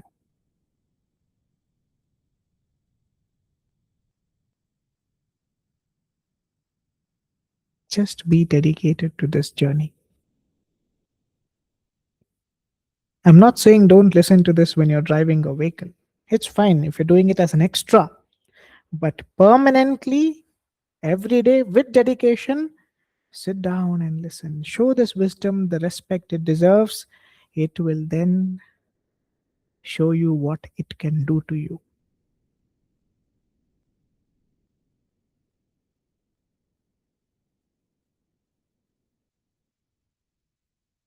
This is the rule. Whenever you feel egoistic, whenever you feel this is boring, sit down on the floor. When you feel sleepy, stand up and listen. Look at the image of Sri Shiva. Listen to it with deep focus and attention. This wisdom has the power to transform you permanently. Now, what we will do, we will meditate on a beautiful mantra, which is Om Shivaya Namaha. Before we enter into talks on Dharma, don't miss the talks on Dharma. As mentioned, I want you to listen to the entire video. Not just I'll do one for now, I'll do others later. These are excuses given by the pishacha in the mind. Remember, are you laughing all alone? Are you crying all alone? Then it means the pishacha is troubling you within. Let's get rid of this pishacha, the ghost which is in the form of tamas.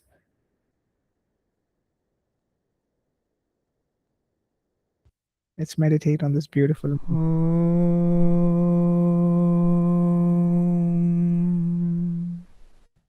Shivaya Namaha.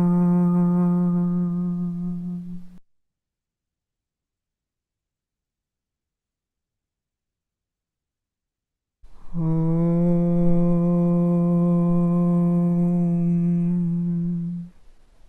Shivaya Namaha.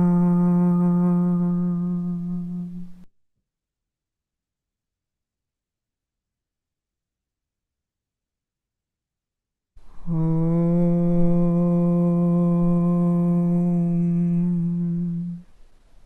Shivaya Namaha.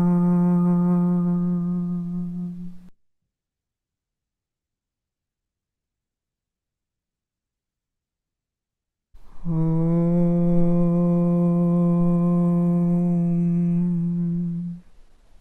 Shivaya Namaha.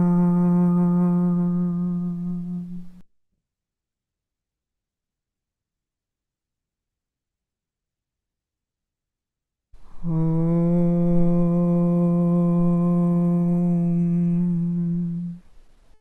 Shivaya Namaha.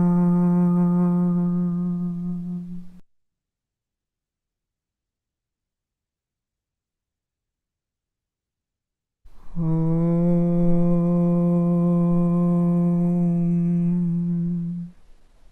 Shivaya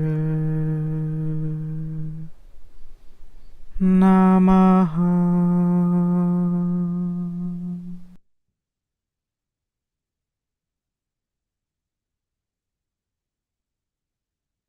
Om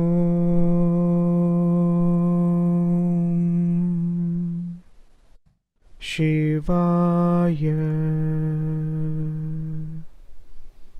Namaha.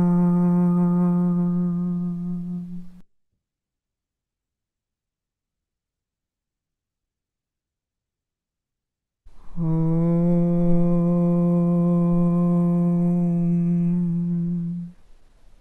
Shivaya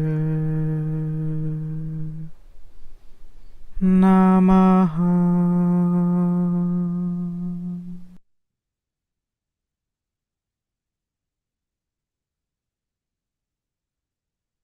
Om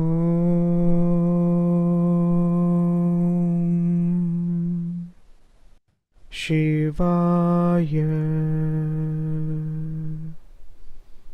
Namaha.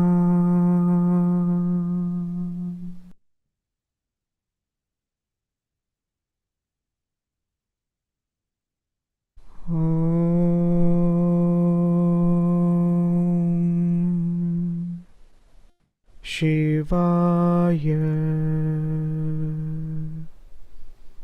Namaha.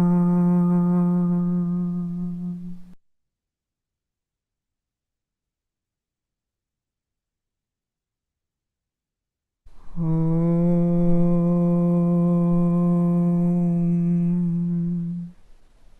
Shivaya Namaha.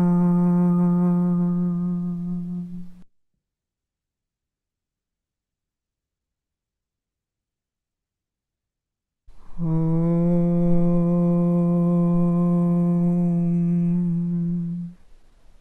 Shivaya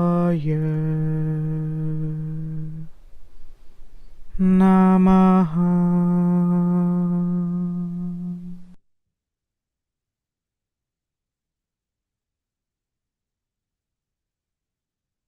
Om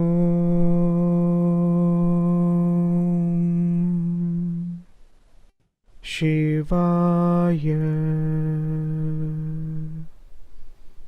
Namaha.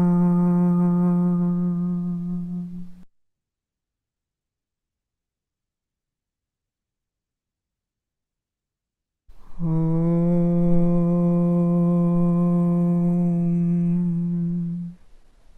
Shivaya Namaha.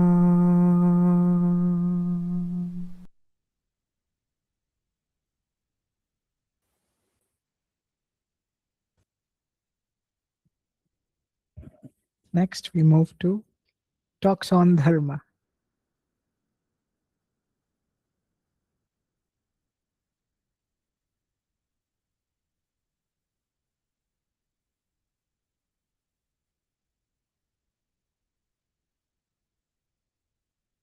So, in talks on dharma today, which is seeing it through the perspective of the laws of Prakriti,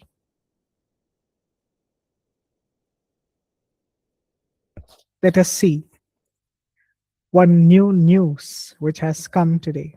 That is, so I will keep the name of the countries hidden. I will keep the name of their nationality all hidden so that we can look at this case and we can understand what is dharma and what is adharma here. Nearly 60,000 migrants from one country move into the territory of another country. So these are illegal migrants. People, let's say we all live in country A. Now here there is country B. So illegal immigrants, which is like an immigrant of this country, when they move into the other country without a proper visa, without a proper work document, they are considered as an illegal immigrant. So they move into country B and not one or two, 60,000. They all move into this country expecting to live in this new country. So let's keep it like this: country A, country B. People in country A can be seen as the ones who are struggling financially, bad working conditions, bad economic conditions, no unemployment benefits, all these things, whatever a person considers to be as not good for me.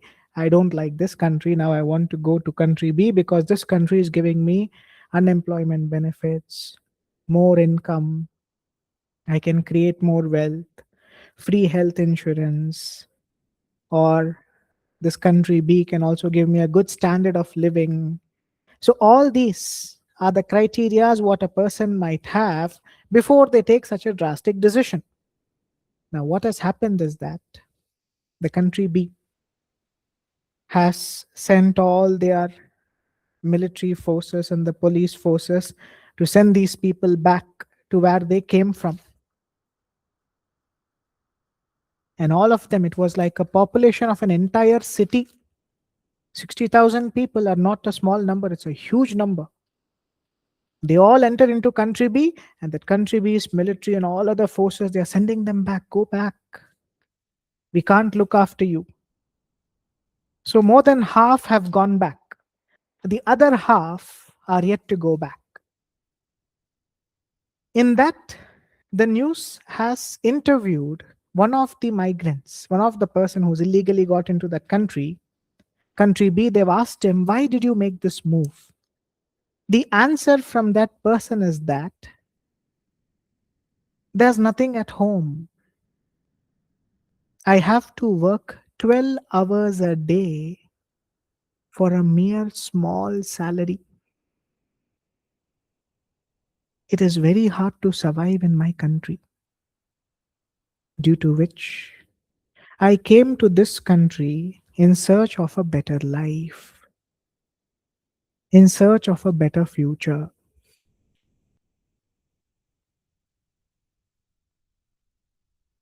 But even over here, I have not found any opportunities. So now I think I will have to go back to my country. So, how can we see this news? Let us see this through the perspective of an immigrant first, and then through the perspective of a country. What is dharma here? See, as per the immigrant who took this decision to leave their country to go somewhere else, they broke the very first law of niyama, which is santosha. Santosha means being satisfied with what you have. See, we all are put in the right countries, we all are put in the right places, right locality, right society, right profession. Enough. It is our desire for more that creates this problem. And moreover, the countries wherever we live, we all are burning our karmic reaction. This person who's working 12 hours a day, getting a mere, very poor income or salary, is nothing but burning his karmic reaction by taking up, by being in those professions. That is why we should never compare ourselves with others in our work, in our finances, in our life. The Gita, chapter 9,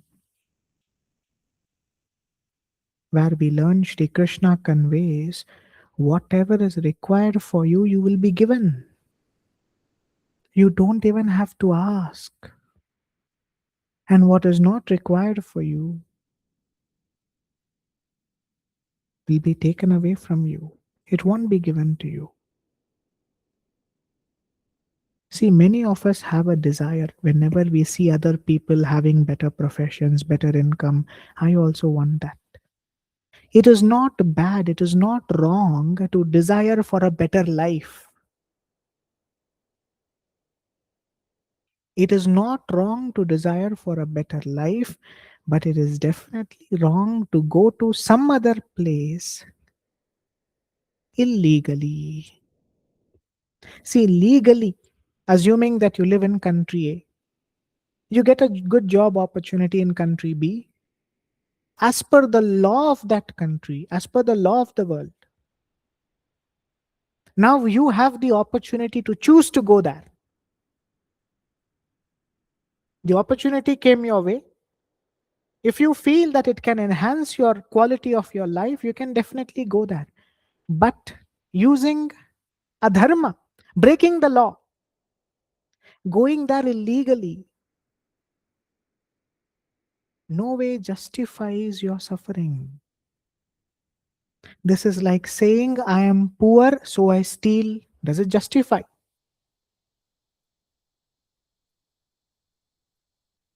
Similarly, going to another place illegally and taking up that workforce does not justify dharma. Here, the person has broken the law of santosha. See, number one, be satisfied with your family. That's the first thing what I always say from the session one and all my sessions I conduct. You are in a country, in a locality, in a state, in a city, in a district, wherever you are, for a reason, for a purpose. Be there in a happy way, satisfied way. I know most of us will not find it to be related. We can't relate with it because people are ignorant. We don't have a good quality surrounding around. This is not there, that is not there. But remember, it's our karmic reaction. We can't escape this. Escaping your karmic reaction is never a solution. What will happen? A question may arise, okay, I escape this. You will have to burn your karmic reaction through other forms, through a disease. Imagine you go to country B, you got a great employment, and now you're diseased. What will you do? You can't go to work. Or you go to that new country, there's a natural calamity, there's an earthquake, there is a tsunami, something happens.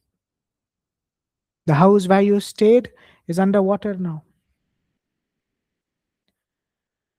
So, dear sincere seeker, I know it is a little tough to agree for this because we all have been taught from young to desire more, desire better. But in the Shastra, it is the opposite. Satisfied, enough. Don't ask. The creation will give you what is required.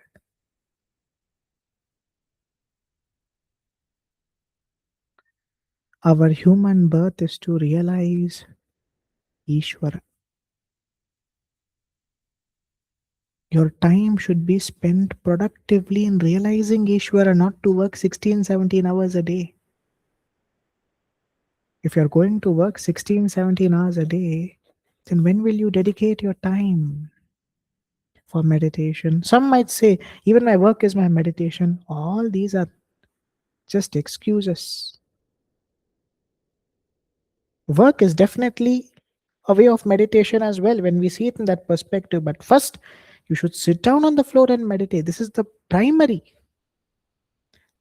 That work can be seen as a passive meditation, but where is your active meditation? Active sadhana is important. You should dedicate 1 hour in the morning. It's your time for your active sadhana, for reading the scripture, for meditating, for studying divine wisdom. That's your active time. Then in your work, you see Ishvara, Shri Krishna, Mahadevi. That is passive sadhana. It is good. But without active sadhana, you cannot succeed in a passive sadhana. Just saying I will do a passive sadhana and I don't need an active sadhana, the person is lying, cheating outright. They are imagining, imagination, like the Yoga Sutra of Patanjali, which we learned today. Imagination. They create their own wisdom. They are their own boss. They won't listen to others. In Bhagavad Gītā, Shri Krishna says karma yoga, which means my work itself is my sadhana. Like this, they will find all loopholes to lie based on their own imagination. But they will never agree for the truth that you should do your active sadhana. When life starts knocking them down, they will automatically come to this. Either you listen in a good way, don't worry, Prakriti will make you listen. These are the two options for you. So, in terms of these people, 60,000 people who went, they all went there because there was, I'm just recollecting that correct name. We call them as agents. Yes, these are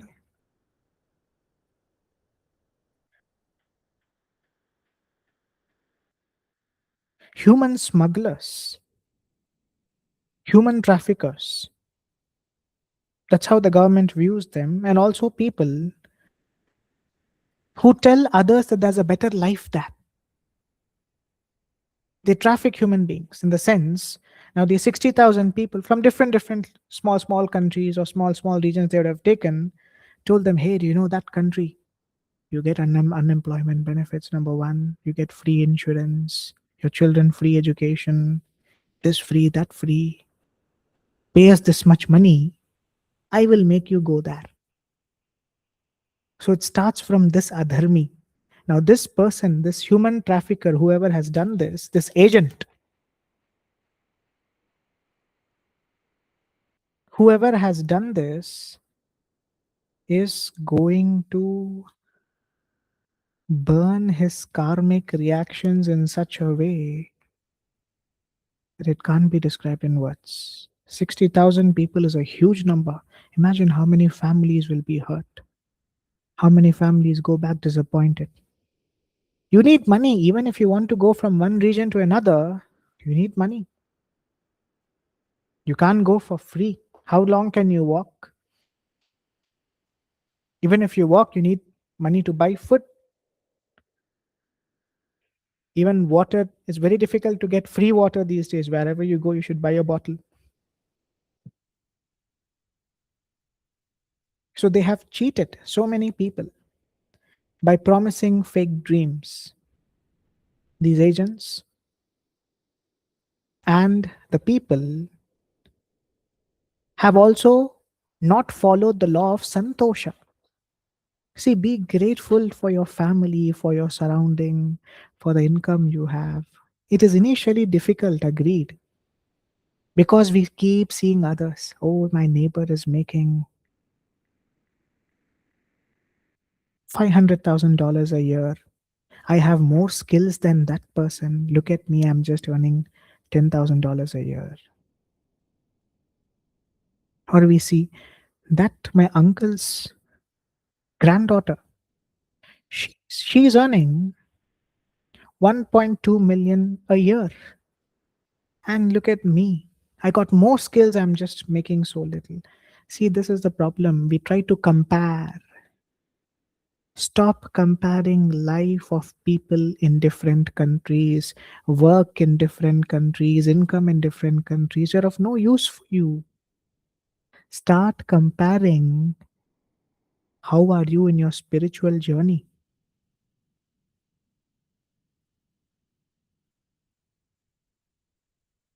Focus more on your sadhana, focus more on your meditation. So, dear sincere seeker, thinking that the other place is much better is a grave ignorance. There is no better place here in this Kali Yuga. The whole earthly realm is hopeless. Mark these words, hopeless. Any country you take, whatever they call themselves, we are wealthy country, we are the top GDP, hopeless places they are.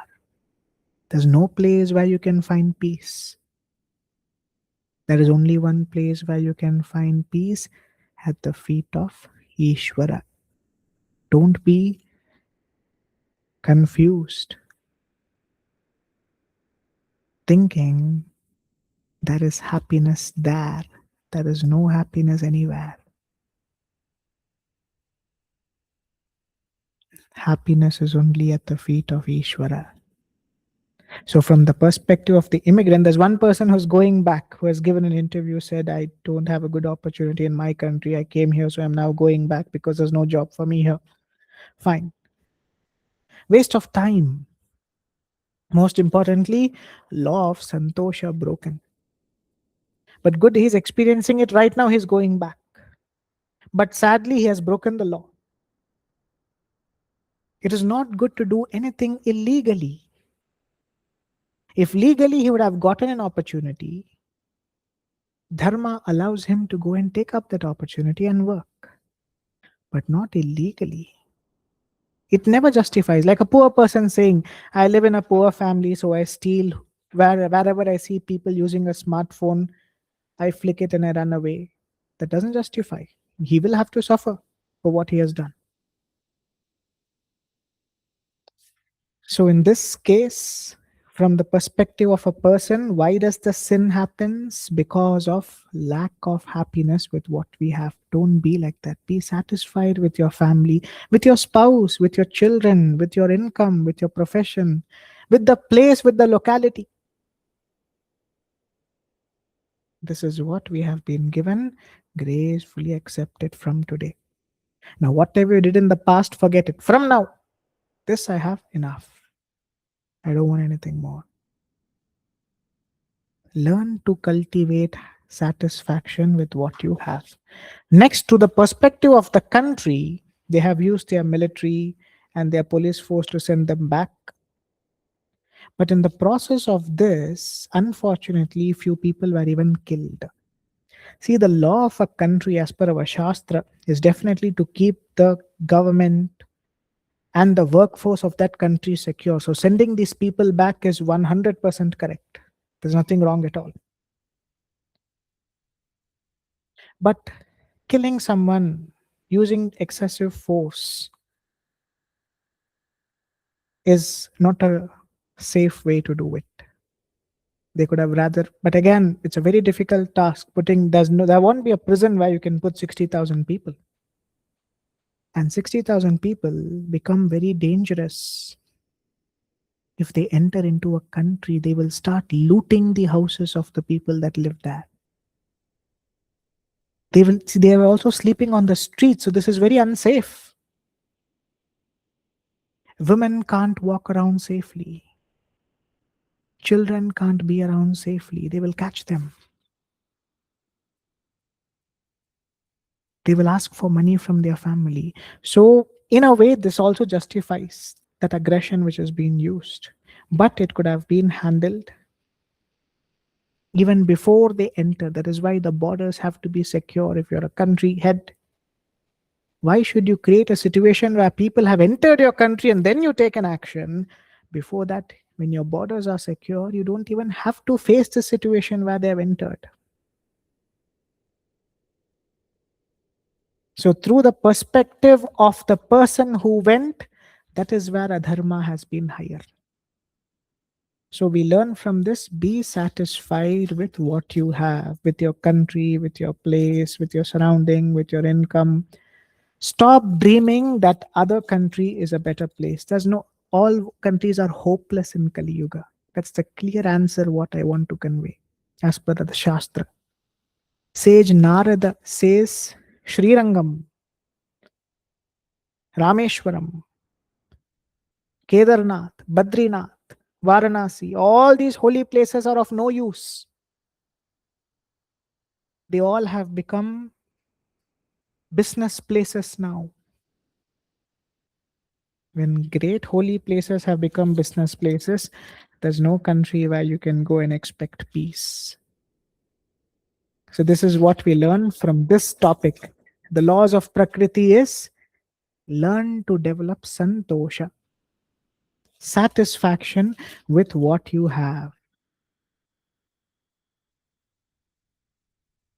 And do not look for what others possess. This is only known as greed.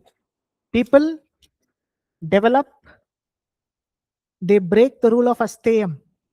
They become greedy. They try to exploit or take what another person has, which is not good for us in our spiritual journey. Next, there is another news, which is a minor boy murders his friend's dad. Just a 17-year-old boy. He goes to his friend's house as usual. So the father has said, you don't come and meet my son every day. You're spoiling him. Because of you, my son is not studying. He's only roaming around here and there. So I don't want you to come and meet my son again after this. Go away to your house. The father has very rightly stood his stand, which is correct. It is important that we keep wrong people away from our children. Because this 17 is a very risky age. From 13 to 18, the teenage is a very risky age to walk in the path of adharma. In fact, there are many 17, 18 years old who take drugs. So the father did the right stand. He said, don't come and meet my son after this. You go away to your house. Go find someone else. But this boy, he became angry. He starts arguing with this father, with his friend's father. He takes a brick and he throws it at the head of that father. And sadly, at that moment, the person dies on the spot. And the 17-year-old has been caught. Now, again, the law is very lenient for a person who's below the age of 18. They have arrested him. But now, what is the karmic reaction this person will face? Now, since he's 17, he's still considered a minor. As per the Shastra, here the karmic reaction is not just of this boy, it is also of the parents who gave him birth. The father and mother are the biggest failures who never knew to even teach the basic dharma of handling anger. Anger, what has happened here? Anger. See, anger is the biggest enemy. You should know how to control it. If this boy would have been taught how to control anger, he would have never taken a brick and thrown at someone who's elder to him. So here the father and mother cannot escape saying, hey, he did it, what can we do? We are telling him to walk on the path of dharma, he does not. All these examples, excuses, you tell to a 5-year-old.